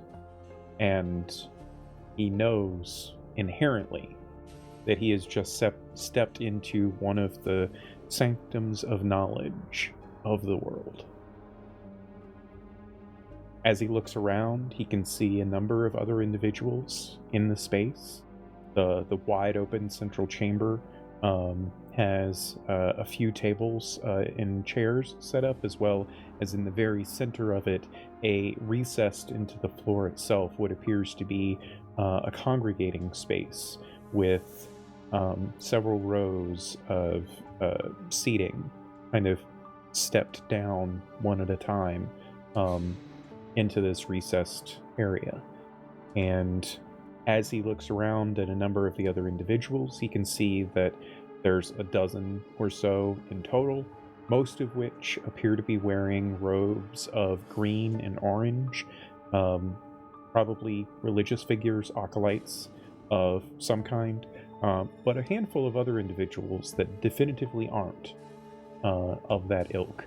People that are probably travelers or scholars, wearing attire more suited to such purpose rather than religious of origin. And as he kind of takes in the space, he can feel that same sensation of the temple from before when he looked at the various frescoes and such. And for the briefest of moments, there is a lamentation that kind of fills Wraith at the notion, as he remembers the previous temple of Cordelune that he was in crumbling to destruction. But that sensation quickly washes away as he hears someone clear their throat not too far from him, and he sees a woman probably in her mid to late 30s, brown hair, wearing livery of green and orange, very obviously an acolyte of the temple, just kind of standing off to the side, her hands crossed gently in front of her, and as she clears her throat and she looks at him, she says, "Welcome. What can Kirak Knoll provide for you today?" Oh, hi, Wraith. This I don't know why he does this, but he does it. She just smiles and kind of bows her head, and she says, "I am Malene." Nice to meet you. I don't know what Cordelune can do for me. Funny enough, trying to keep it cool, I kind of just stumbled in here with my friends. Are those the others that are waiting outside? Yeah, that's them. That's them. All are welcome within the halls of Kirak Knoll, if they wish to join us. Should I go get them? Would you like them to join you, or would you like them to remain?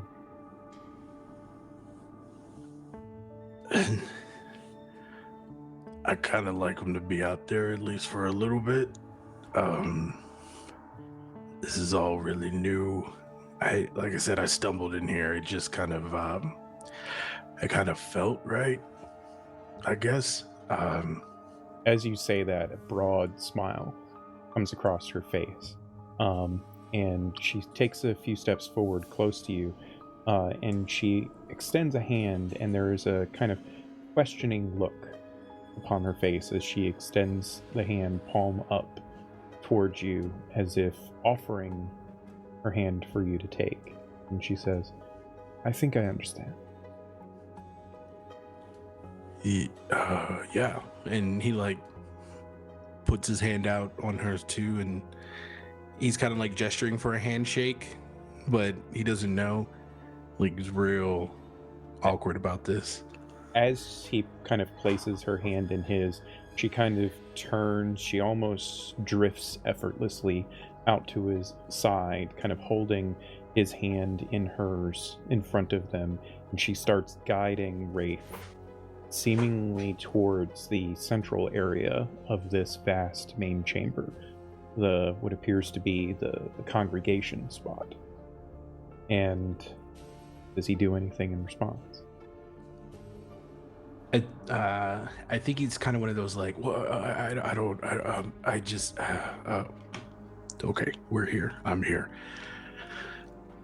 And She I doesn't would say assume, anything in response, Yeah. but there is still that faint smile upon her face, and she is projecting a aura of calm and understanding to him. All right. Kind of like, I assume they're standing next to each other now, kind of. Yes, walking towards the center Yeah. of the chamber. He leans over and he's like, well, so what do I do now? So now you walk the path in front of you. One step, one movement forward. That turns into a second, and a third, and beyond. All you can do. Keep moving forward.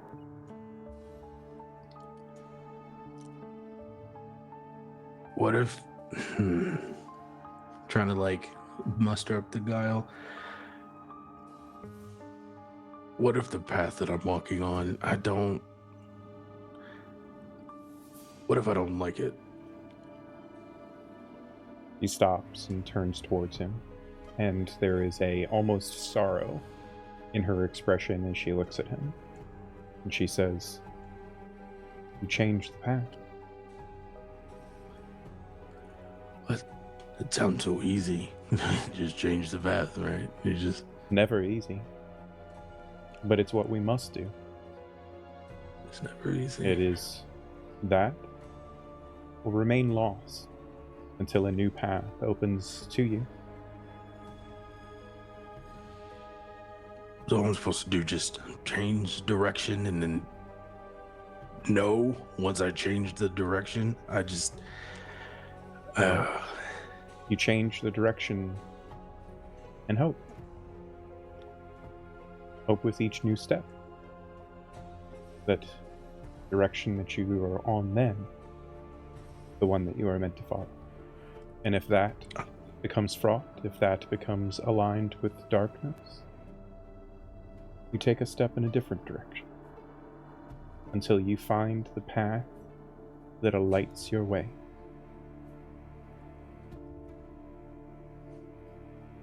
I could definitely use some help with some lighting of the way. Is that what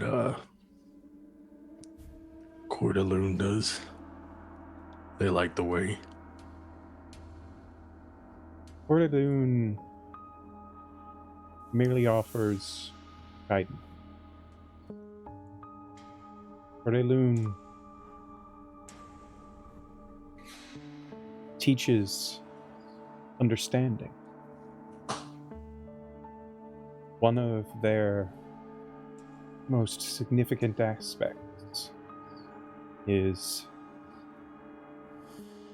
a life lived is a life known. And whatever hardships that might befall us, whenever those hardships reach, they become the past. They become what is known. And you cannot truly know yourself or your life until you have lived that.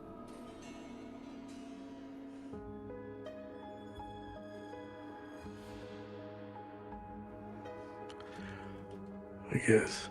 I mean, that makes sense. But if I find that what I've lived and the path that I walk and the person who I am, I don't like, I do what? Change the path, right? And learn from the path that you walked previously. There is a great balance to the natural world. If you have watched how the world changes with each season, new life springs, previous life ends, and there is beauty in how that happens. We, as devotees for Les Lunes, understand this balance. And whatever circumstance led you to this place, whatever path that you have walked before,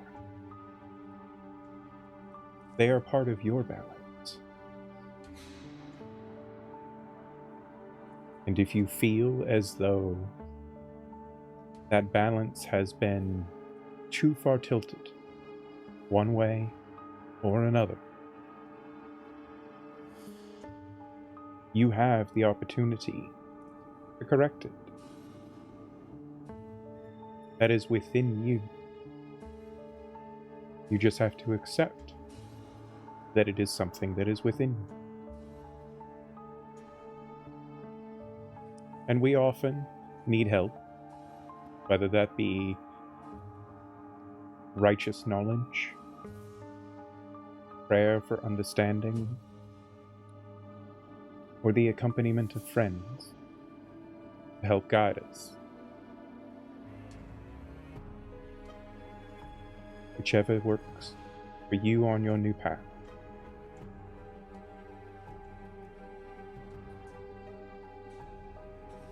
Friends. I got some of those. Good group too. They're a little boring, but they're a good group. I appreciate your insight. Would you like to join me in prayer? Yeah. You know what? Changing the path. I would. Excellent. And she continues to lead Wraith over to the congregation area. She just simply takes a seat on one of the stone planks that exists there for people to sit. And as Wraith takes a seat as well, you can feel immediately that there are impressions in the stone, as if many people have sat here over untold centuries on these stones, doing exactly what he is about to do. And there is a brief moment of perhaps fear, uncertainty in Wraith, as this woman just simply clasps her hands in front of her and begins muttering to herself, utterances that are too faint for even Wraith sitting in that proximity to understand. And he isn't sure exactly what to do in that circumstance. But he remains quiet and tries to be contemplative and open-minded to the experience. And as he sits there for one moment, and the next, and the next, all sound from the world around him fades. And seemingly out of nothing, in the air in front of him, he gets this impression of not being alone. this feeling that there is someone, or rather, something else in front of him that he can't see, that he certainly doesn't understand, but he knows is there, and it is conveying a embrace, a warm, calming embrace towards Wraith.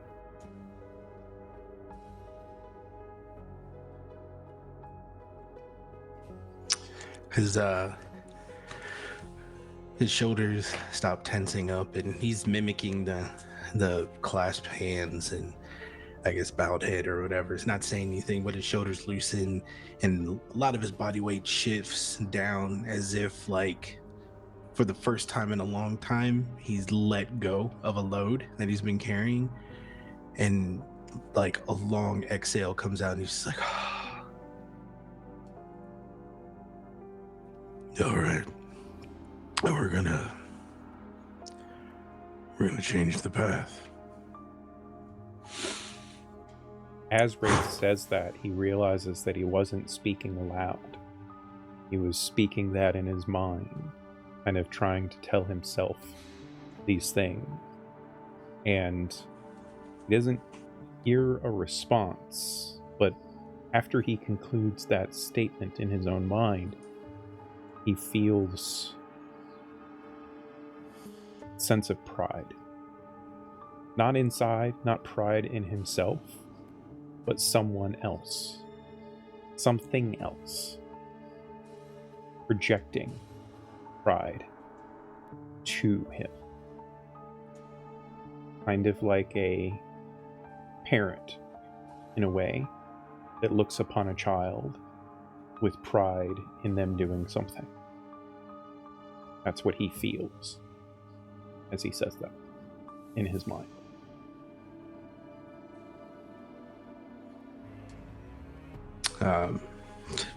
Fucking crying again. He's just wet face again, and I think like after that feeling, he kind of looks over to, what was their name again? I'm sorry. I didn't write it down. That's fine. He looks over to the acolyte, and he gently puts his hand next to hers, and he's like, "Thank you. I think I should go back to my friends." She turns and looks at him and just smiles and, "Oh, thank you for the raid rolling, nomads. Welcome in. Ooh, Things getting a little heavy here raiders. with some role playing, and there's probably no end in sight for that. So welcome to the role playing experience." As Wraith kind of looks at this woman, she has a smile upon her face still, and she just nods and she says, "I'll go and get them. Stay. It's all right." And she Okay. just kind of places a hand on top of his and gives it a gentle squeeze before standing and walking away from him.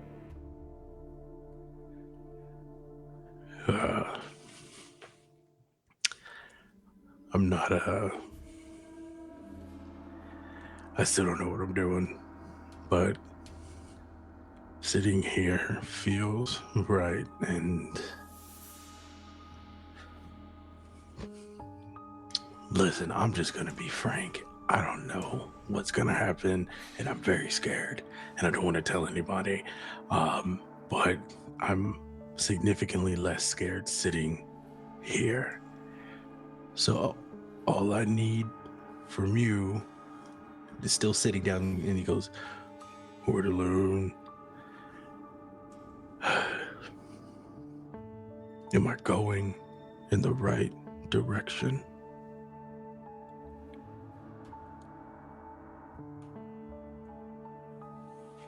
As you convey this,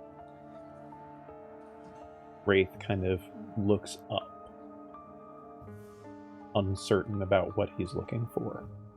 And there is nothing. There's no response. There's no change in the awesome aura of this place for him. And as he starts to feel almost like lamenting that he didn't get a response. He looks down, and across the way, not 30 feet, 20, 30 feet away from him, in this same recessed area of the room, he sees a small white-bellied stoat just kind of rolled over on his back, kind of looking at Wraith, and there's a bit of mirth and joy in his eyes before he props his head up and kind of tilts back and forth looking at Wraith, and then almost chuckling, this like chuckling skitter of noise from its mouth. It bounds away from Wraith, disappearing from view very quickly. He goes like out loud without realizing this is like a sacred place. Probably should be quiet. And he goes, yeah, okay. So for the rest of you, Wraith is in there for a good while. 5 minutes go by, 10, 20, more than a half an hour passes before a woman wearing green and orange livery, some attire that Sai at least recognizes immediately as religious, even if they don't necessarily know all of the ins and outs of Cordelune and this particular religion, whatever it might be.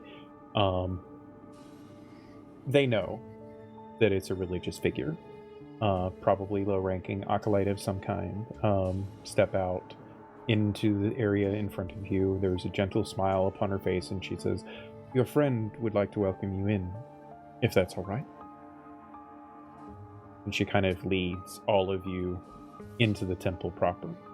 And you see the same thing that I described before of this vast chamber, floor to ceiling, thousands upon thousands of tomes and scrolls gathered about the space. A couple of handfuls of individuals gathered in various places, seemingly doing research of some kind, or just maybe perhaps general reading. And as you step into the space, you can see Wraith standing up in the center of the congregated area, laughing to himself, as your escort turns to all of you and says, "So, what can Kirak Knoll do for you?" Well, we have quite a bit of information to get from you to ask you. It would have been nice, I will say, looking at Wraith, to have been told that you were in here in one piece and that we could simply come in and talk as well. He just kind of not chuckles. paying attention. Yeah, She just he's kind not of paying chuckles attention. as she looks at Casimir and says, "Well, you are here now, and the path before you is clear." We've been directed to speak with the Exarch. Which Exarch might that be? Ronal? Of course. She kind of gestures towards one of the tables and says, "You are welcome to sit and relax, peruse the many tomes, if that is your wish. It will take but a moment or two for me to find the Exarch and retrieve him from whatever studies he might be doing. But I shall return shortly." And she bows her head before leaving. Join my buddies at the table. It is good to see that you are alive and in one piece. Yeah, for the most part. And like he's got a look like he's just like, yeah, I'm here. Did you find what you were looking for? I think so. I think I did. You know, it's funny. You know, out of respect for who you are, Maeve, and our friendship, and the same thing with you, Sai, out of our respect, respect for just being buddies. Your path, what you guys do, who you guys talked to was a lot of nonsense to me. Whispering into the air and these things, beliefs, rituals that you all do for whatever reason. And then you guys put me on a boat. And then you throw me in the middle of the ocean. And then I meet some powerful being that nobody knows and almost die. And then almost die again. It all kind of seemed like, again, worthless nonsense, but I have to apologize to the both of you. There's something to this.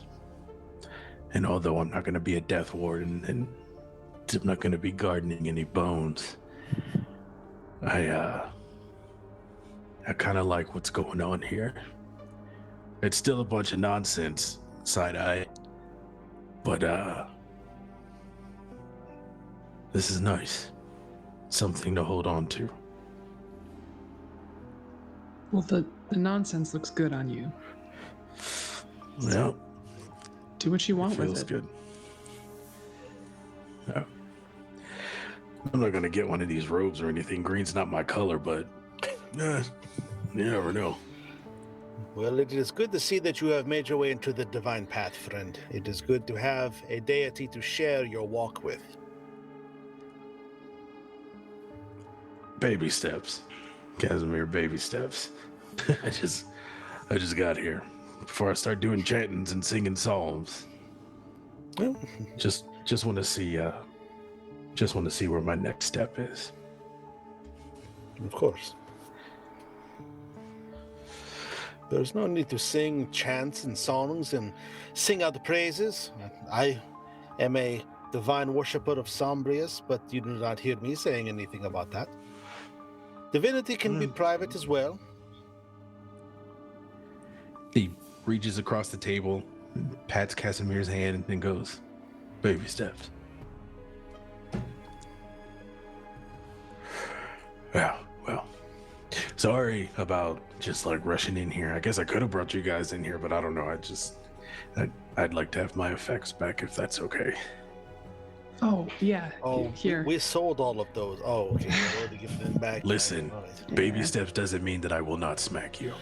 Give me my things. Whoa. Did you hear that? He was going to smack you, Sai. That is going to be very, very difficult for you, I would imagine. I mean, look at the size of his arms. It would hurt you, I think. Side note, 1,000% know that I wasn't talking to them, but we'll let it ride. You get the impression that Casimir knew that he wasn't talking to them either. So. Above tape, Kev, you know I love you. This is the second yeah. character that I've threatened that you've played with me. Oh, yeah. Anyway. As you sit in this grand temple space, you see a few people come and go. Everyone in the space is very quiet and not necessarily somber per se, but there's a certain amount of kind of overt respect for the place that they are in that causes people to try to speak quietly, and you don't get much more than a smile and a nod in greeting as people pass close to you. And a little bit after the young acolyte departs, a gentleman kind of walks into this open space, and you, as he emerges kind of out from behind one of the tall stacks of shelves, you realize that this place is significantly larger than perhaps you had first understood, that there are pseudo-hidden stairwells, as it were, behind the various walls of the bookshelves themselves, and very likely ascends well up into the outer walls of the temple. And this gentleman, as he makes his way in, he's older, human man, in his late 50s. He has distinctly red hair that is going gray. He wears fairly notable robes. Fairly notable robes that aren't that much different from the robes of the others that you see. His are perhaps just maybe a slight bit larger as he kind of makes his way into the room, and he kind of glances around almost casually at first until he notices all of you sitting at your table, and there's this, oh, and he starts making his way over to your table. And as he approaches, do any of you do anything in particular? Because I mean, it takes him, a good 5-6 seconds to, speedily make his way over to your table. So you have an opportunity to do something if you wish. Besides be amazed by his glorious mane and beard, no, Casper just takes note of him but doesn't do anything. He's curious who this gentleman might be. I mean, we know who he is because he was pronounced, but Casper always looks like there is going to be something else hidden away. There's always two sides to everything. There's a duality to life. So he's curious what this man might not be showing us as he approaches. What about the rest of you? Sai's just vibing. This is a cool place. Her friend is having a lovely moment. They're here for this. So just, looking around, hanging out. I guess I lean over to Maeve and be like, so how do we handle this guy? We just ask him questions, or do we have to take him out of the place and then talk to him? What do you want to do? I think we start by simply asking questions to see what aid he can lend us. Cool, you could do that. One of these days, Wraith, you and Sai will need to remember what the mission is.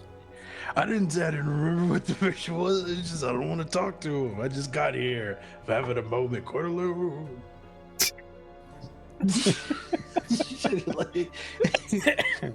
They've just rolled her eyes and it's like, yeah, have your moment. As this gentleman, who you believe to be Exarch Renal, steps forward, he kind of clears his throat. So, greetings, good evening. I understand that you are here to see me or something. Can I help you? We were directed to you. We have some concerns, I suppose, about the Resonant Grove and someone seeking vengeance on the Ascendant. Well, that's a fine hello. Right. Well, okay then. My name is Ronal. And you are? I'm Maeve. This is Wraith and Sai and Casimir. Hello. I would say it's a pleasure to meet all of you, but this topic of conversation speaks of a foreboding that doesn't necessarily imply that I might enjoy this conversation. We have made a long journey to get here, and we've been in pursuit of this individual who is a person of some power and has been accumulating various things over time. Is there a place that we could talk privately so we don't have to be so cryptic? Certainly, if it will make you feel more comfortable. Yeah, I feel like my friend here is trying to do it for the benefit of everyone else. This is really important if we were very specific. All right then. And he just kind of gestures to follow, and he turns and starts walking his way back in the direction that he came. Cool. All right. So apparently there's a person. I'm doing this? This is me? All right. Yes. Oh, As okay. you all follow him, he eventually turns a corner, leading you all up a series of stairs that kind of spiral around the very long traversal of the temple itself. And you go up probably 3 or 4 flights of stairs before it opens up into a kind of mezzanine that is above the rafter, or above the tops of the bookshelves themselves. And just around the edges of this platform, that if you do step over, you can even see kind of looks down into the central chamber. At the outer edges of this platform, there are small rooms, most of which have doors closed, a few don't. And he leads you to a particular one that appears to be what some kind of perhaps personal study, a small reading room that has several chairs gathered about, a few small tables that have a handful of books here and there. And as he leads you into this room, he kind of settles himself down into one of the chairs. And as he sits, you can see that the chairs themselves appear to be almost like they're wood, but they're not the same. They're not made in the same way that a normal woodcrafter might produce them. They appear to almost be grown themselves. Like the legs are not entirely uniform and not straight either, but they all support seemingly your weight with perfect ease. And as he sits down into one of these chairs, you hear a groan come from him as he, gently complains about his age. But then there's also a groan that comes from the chair, and it isn't like the normal creaking of wood. It sounds like someone actually groaning as he sits, and you hear him just kind of chuckle, and he just kind of mutters to himself, I know. And he then reaches down just below the arm of the chair itself, and seemingly reaching into a small cavity there, he produces a small teacup. And you can see steam kind of rising up from the teacup itself. There is a intricate pattern of leaves and flowers upon the outer edges of the teacup, obviously porcelain or ceramic of some kind. And he just simply holds the small bowl teacup in his hand, takes a sip, and he gestures for each of you to sit. As Sai sits in the chair and it groans, you just hear them mutter, oh, that's humbling. Wraith does that old school Bugs Bunny cartoon when he's lowering himself in the cauldron. He's like, I'm sorry. He just sits on the chair. I'm pretty sure there's a loud groan that came from my chair. Decently loud, yes. The chair goes, oh!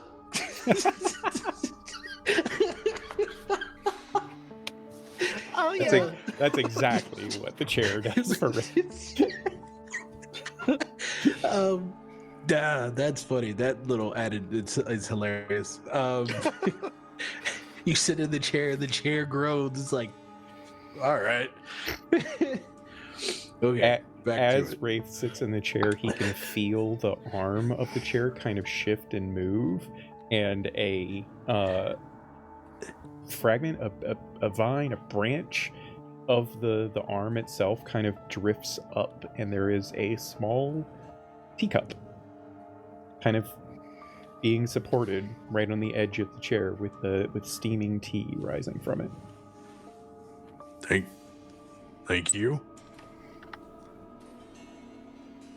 Casimir sits down in a way that he will be sitting in a position where he can still see, like, the entranceway or whatever, but he's sitting next to Maeve. Okay.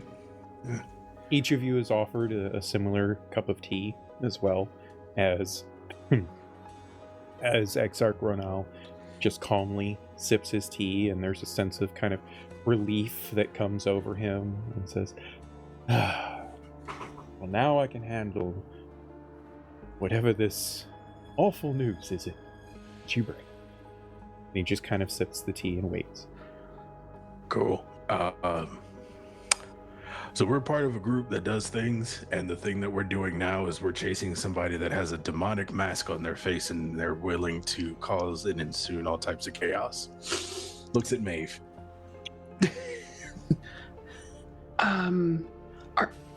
Are you familiar with the Masks of the Lost Princes? Is that a... No.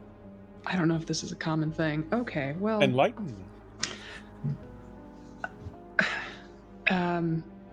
There were 3 masks that have apparently been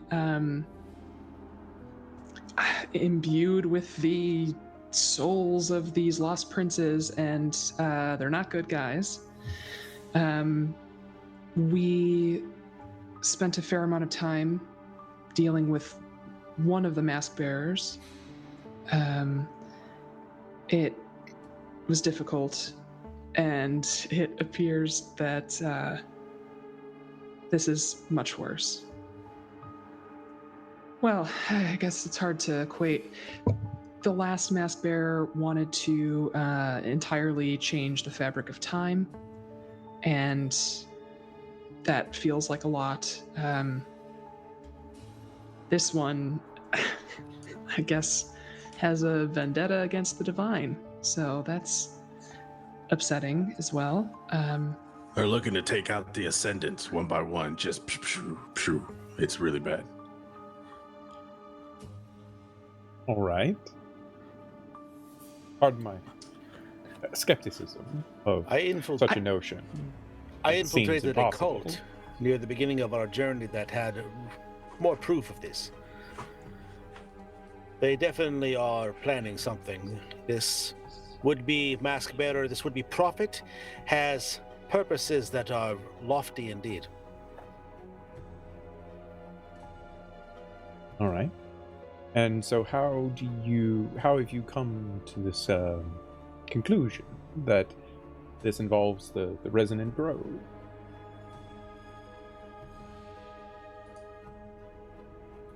This is where you come in, Maeve. Everybody Hit turns it. and looks at Maeve. Great. There's a window over nearby, and the stoat just pops its head up and looks at Maeve. We had to delve underneath the city of Zirkath, and we found a lost temple of Cordyloon. Zirkath.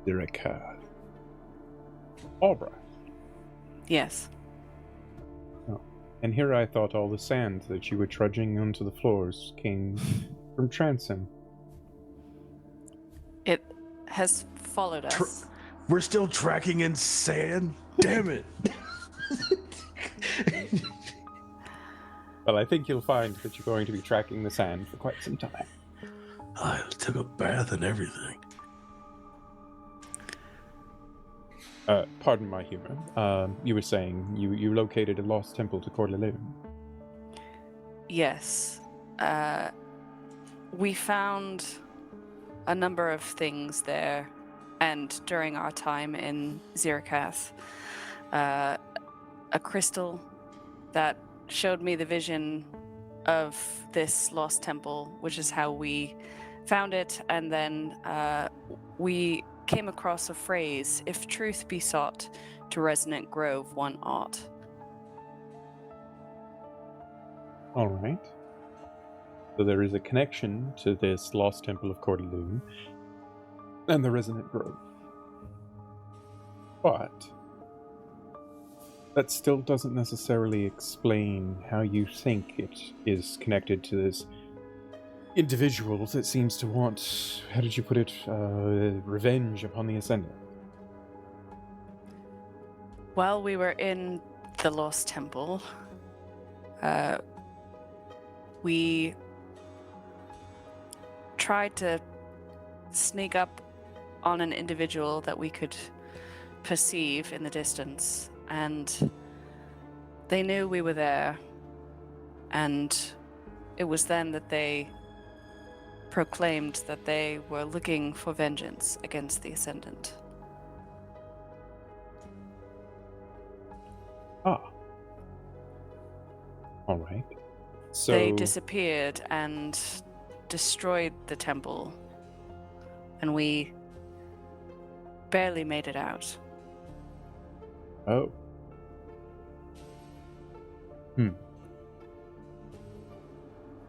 Okay. I think I understand that. At least comprehension. There is comprehension to it, even if it's all a bit chaotic. You had mentioned a tome with the phrase to seek out the Resonant Grove. Do you still possess the tome, or any of this knowledge that you had discovered in the temple? Maeve will look over at Wraith. Just fiddling with the chair. What? The tomes that are in... Yeah. So I was able to read them, right? Which we came with the phrase, and yeah. I don't know. What am I supposed to tell them? You kind of told them already. The tome, my friend. In the bag of holding. Oh, I have it in the bag. Yeah, sorry. This is completely acting. I know what's going on. Yeah. And so Wraith pulls out the tomes out of the bag of holding. Yeah, come on. And he hands it over to him. So as Wraith is pulling out these tomes and handing them over to Ronal, he's taking each of them with definitive care. He recognizes immediately the tomes for what they are and their heritage and provenance. And as he takes each one, he kind of sets them down on the table in front of him, and he begins to look at each of them, not opening any of them yet, looks at each of them with a almost reverence, and places a hand on a couple of them and looks up at each of you, and he says, "How old was this temple that you say is now destroyed?" Very. I don't think we got an exact number, but it's Millennia. extremely old. Yeah. Yep. Oh. Okay. Pardon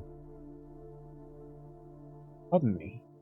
And he kind of takes a few moments and they clasp his hands in front of him in the same way, Wraith, that you recognize from the prayers that you just participated in. And he seems to utter a few prayers of his own.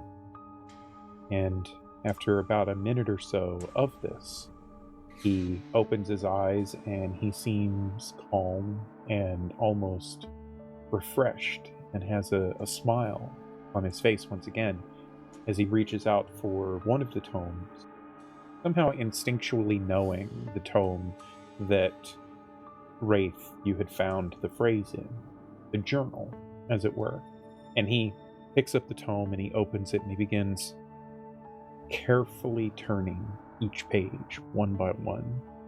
And this whole process takes several minutes as he's not reading like straight top down. He's more just like skimming and occasionally flipping a few pages forward and kind of getting a sense of the writing and of what it is and what it entails and things like that.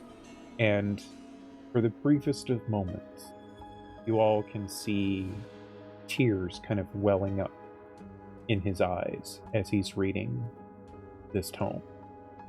And he seems to know how to read the language in it. The archaic Aubrathian tongue that it is written in seems to not pose any difficulty for him. And as he kind of gets most of the way through the book, he looks up at all of you and says, I am not certain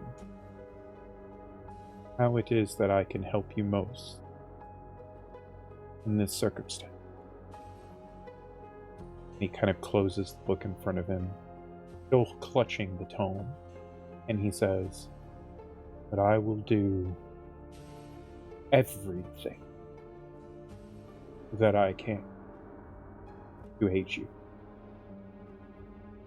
This tome, the value of it is incalculable to a place such as ours. The Covenant, and when he says that, you kind of get an understanding that that is this religious organization that he is a part of. The Covenant espouses an understanding of things that most would not even attempt to comprehend.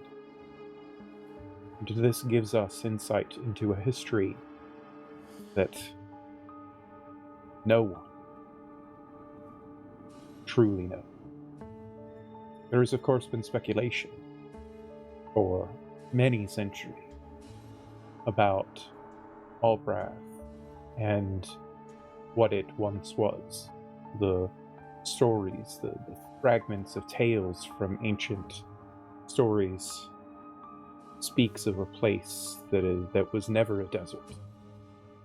And this home confirms that Aubrath was not always such. Notions of how that transpired, though, are most concerning. Hints of archmages attempting to harness the power of Cordelune for themselves, draining the very life of the land on which they live for power. That is horrifying.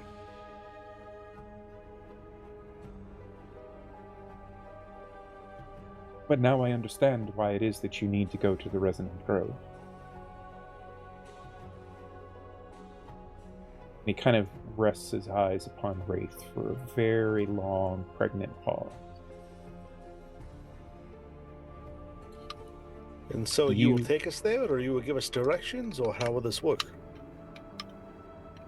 I will travel with you if that is what you wish. But I think there is more to it.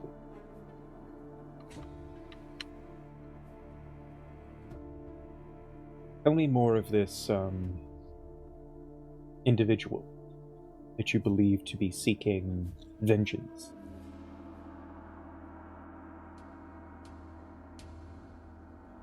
It's kind of hard to know.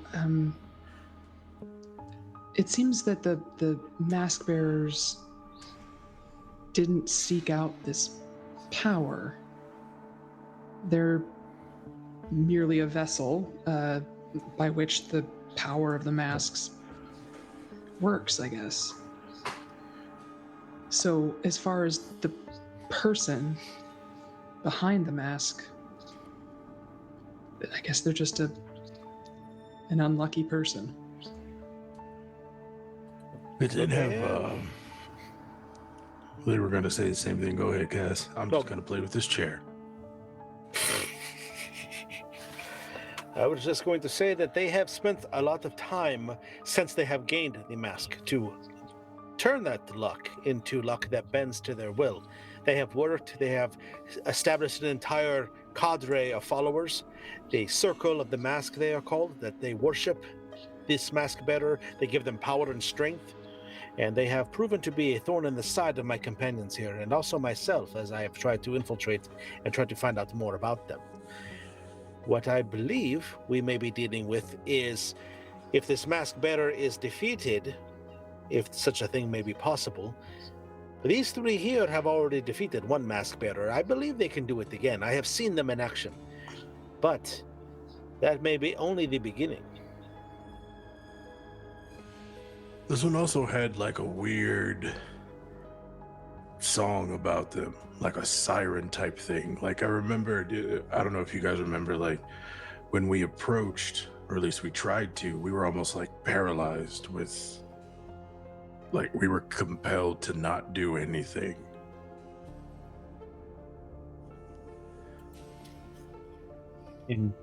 Interesting.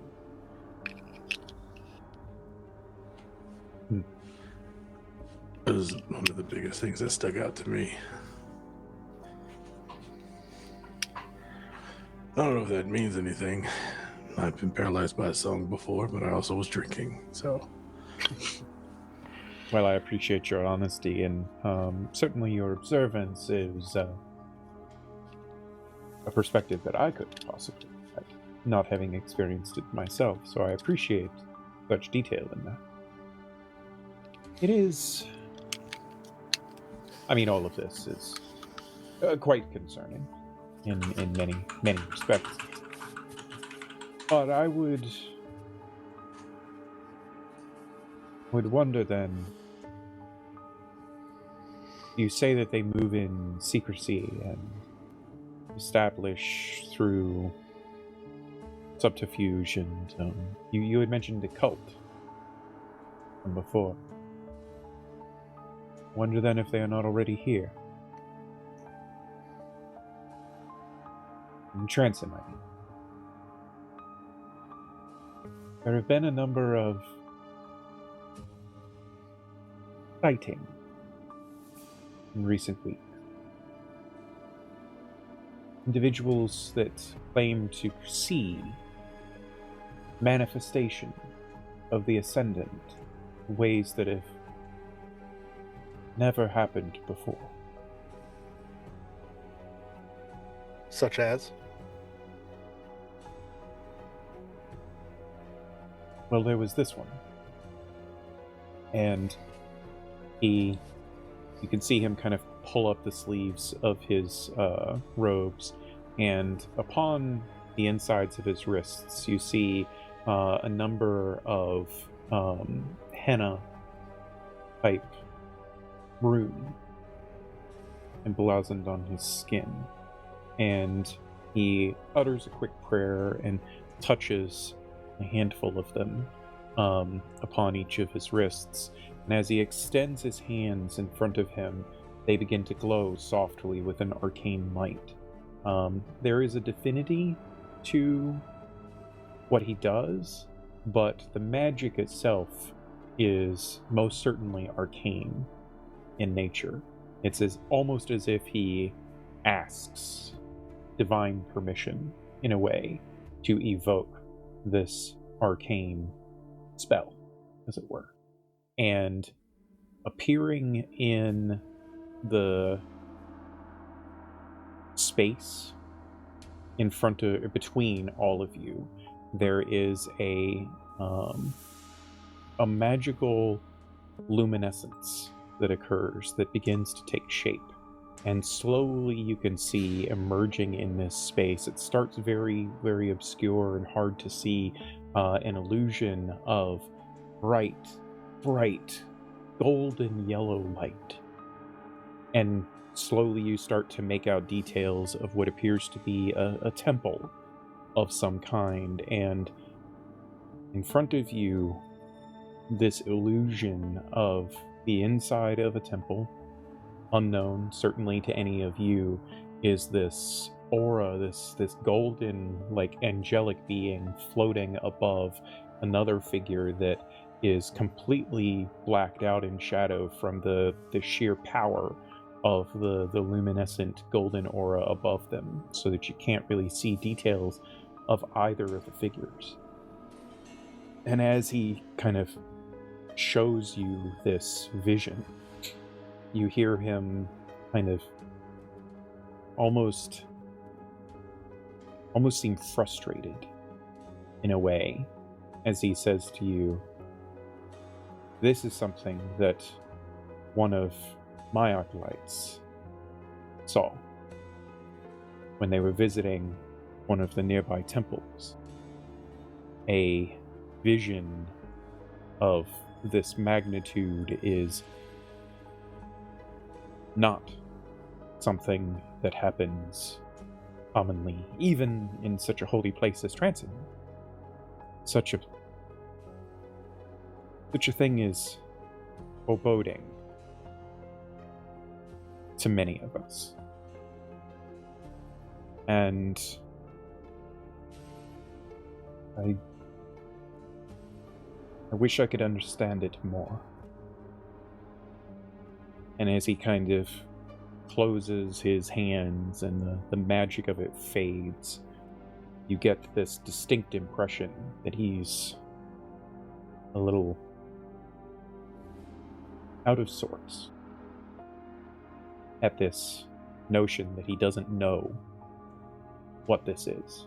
This lack of understanding seems to hurt him in a way.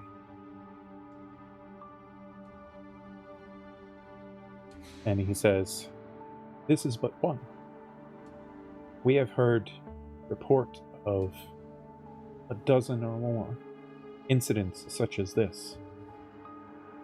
This one, a manifestation of Aeon, it is believed, as it was in the Sunshard clergy, one of the Sunshard clergy's temples, dedicated to the Ascendant of Light.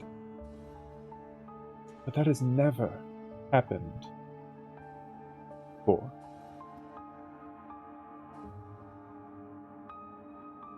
Visions don't manifest like that for an entire congregation. See, something individualized, usually. And it is concerning.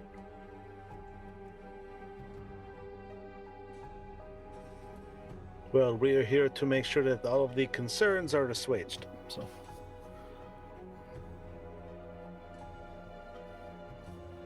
if there is even a remote possibility that these incidents are connected to your, what did you call them, mask bearer? If they are connected,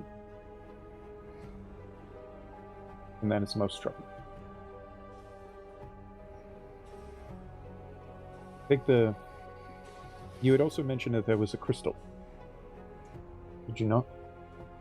This siren individual had taken a crystal or something? Maeve will pull out the crystal. Oh. I'm sorry, I'm confused. I thought you had said that she had taken. We heard reports that they were taking artifacts like this from the caverns below the city. We recovered this from the body of one of her minions, I suppose, who attacked us in the tavern.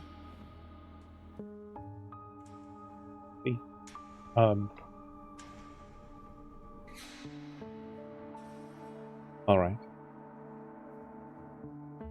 Well, if this is all connected, then it might be best to seek out the druids in the Resonant Grove.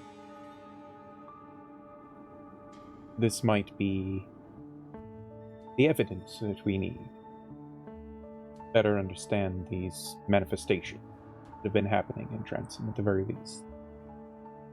Perhaps they can help us to commune with the primals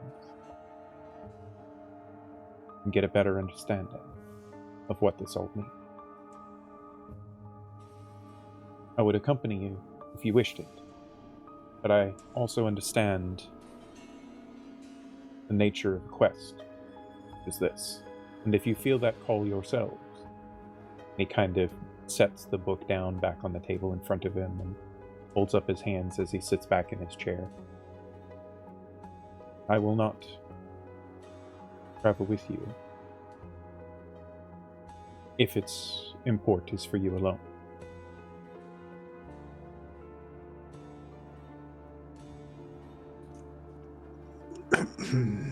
Well, that is fine too.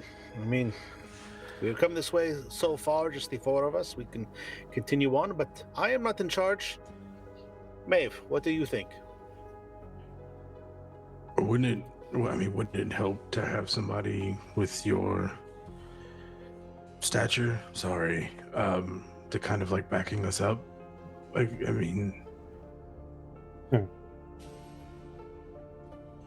My stature is fine.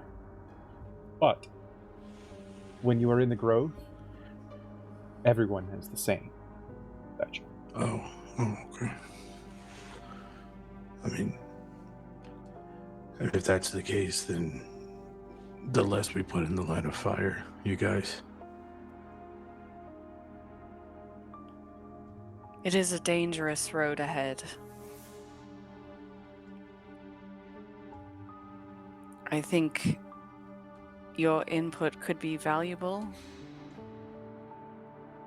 but I worry for your safety. I appreciate that. But I walk with Cordelune's blessing. And Of course. if my path were to end on a journey such as this, it will still be a life known.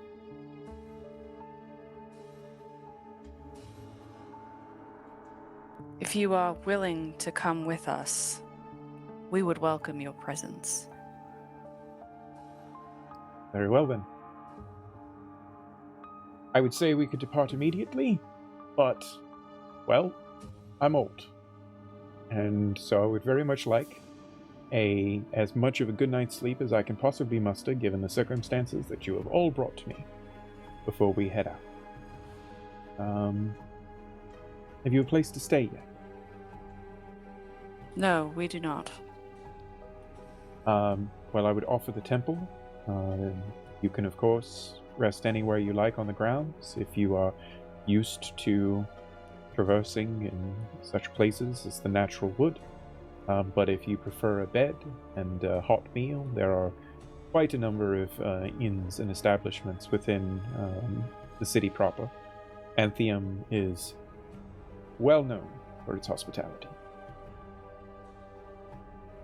And I think at sun's rise, I can meet you at the edges of the forest, and we can set out. Thank you. Sure. I'm sorry that we have laid such a heavy burden at your feet. Well, I am sorry that others, such as myself, have not been able to help you carry the burden thus far. I think we also regret that we were not able to preserve more from the Lost Temple. What you have preserved is immense. It shrouds every other piece of knowledge that we have in these walls. So, whilst your lamentations are appreciated, they are not necessary. Thank you for what you have done.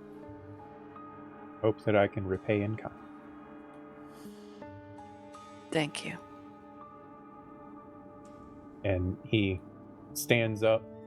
There's a pop in his, hip as he kind of winces a little bit and stretches it out, and stretches a little bit sides before sighing heavily. All right then, I shall see you in the morning. And he turns and departs.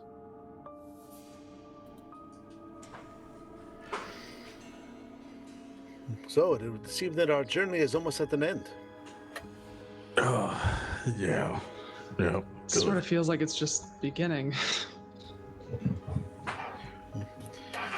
It's just a matter of perspective, I suppose. Well, going to town, hit that tavern up, get some sleep. Finger guns. And on that note, Do guns exist in Ysterra? Finger guns. Dude. Finger crossbows. we won't Finger touch hand on that crossbows. level of artifice yet. But that, ladies and gentlemen, is where we will end our session for the day. Thank you so much, one and all, for joining us this evening. We very much appreciate everyone in the chat. You have been wonderful. Thank you for the raids. Yeah, we're just going to go around the table here and give everyone an opportunity to introduce themselves and offer up all of the awesome things that they've got going on these fine internets. And we will commence in the same order that we began with. Kev, our resident Harry Carey impersonator, please tell everyone what you're up to on these internets and where you can be found. Absolutely, yeah, I'd be happy to. Yeah, so I'm Kevin. As we said, I played everyone's favorite kind of quiet tonight. That's okay though. Sometimes we have characters be mysterious and aloof.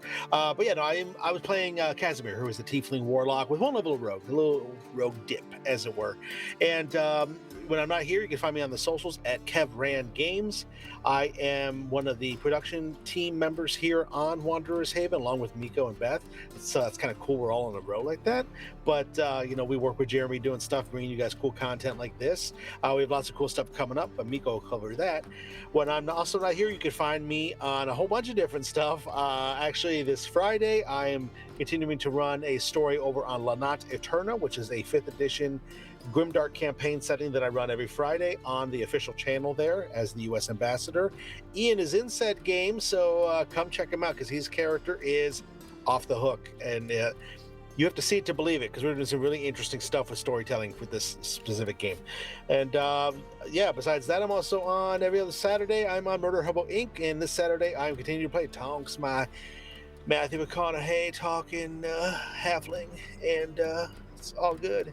And lots of cool stuff, though. Lots of cool stuff. But it's always a pleasure to be here. And, stay tuned, because we have some cool Halloween stuff coming up soon. And also some cool We Get to Plays coming up soon that will be announced on the channel. So thank you so much for having me, Miko. Appreciate it. All right. Moving right along. Beth. Yikes. Hey guys, I'm Beth. Tonight Did I and break you? many nights. It's just, a little bit. Mission accomplished.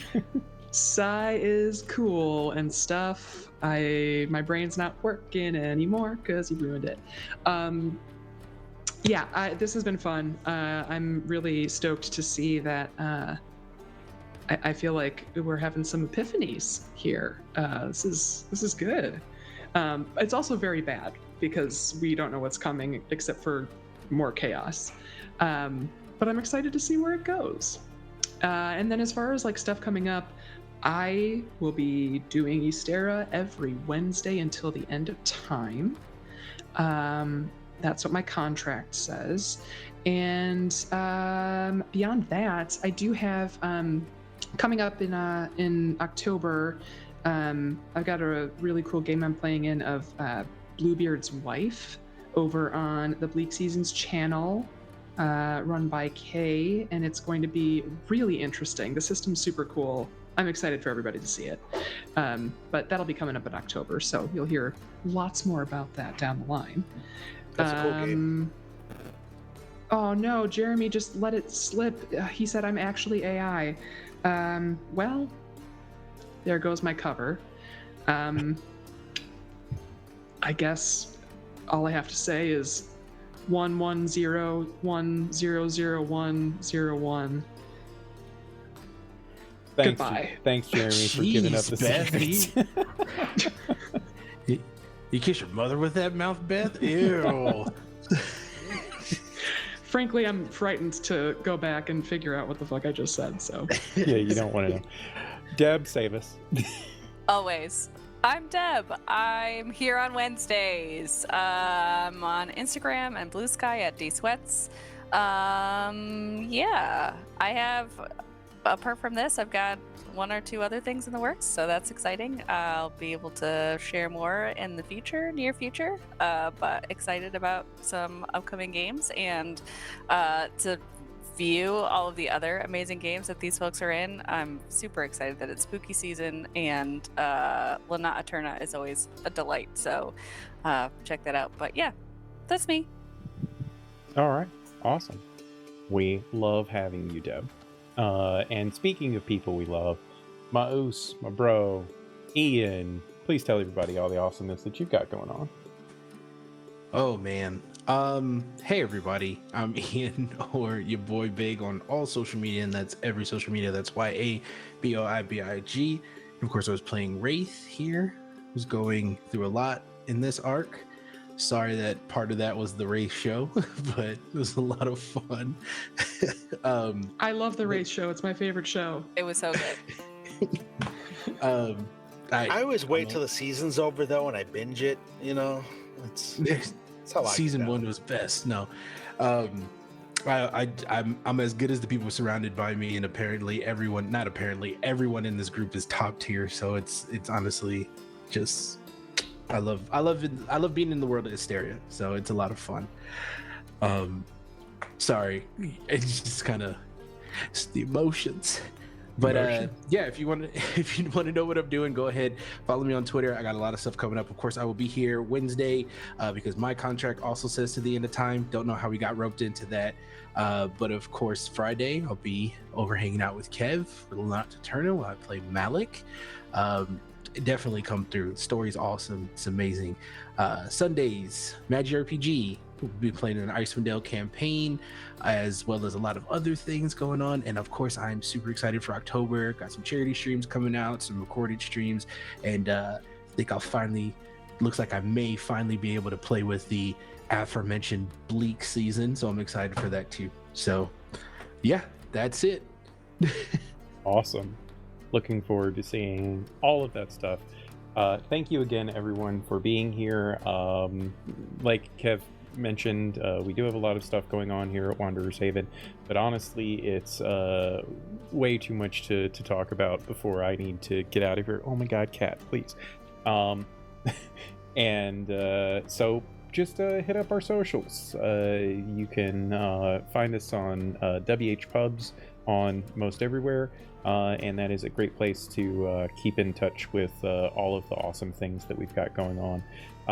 I am Miko, otherwise known as the OKS GM.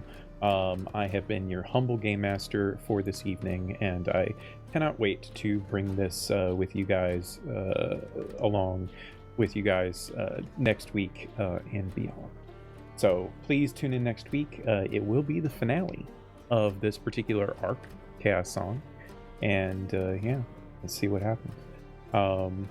We are going to... Who are we rating? We are rating Phoenix Iwaki tonight. Those guys are awesome. Please give them a shout out in the chat when you get there and let them know where you came from. And yeah, I will see all of you again very soon. Bye for now. Good night, everybody. Bye.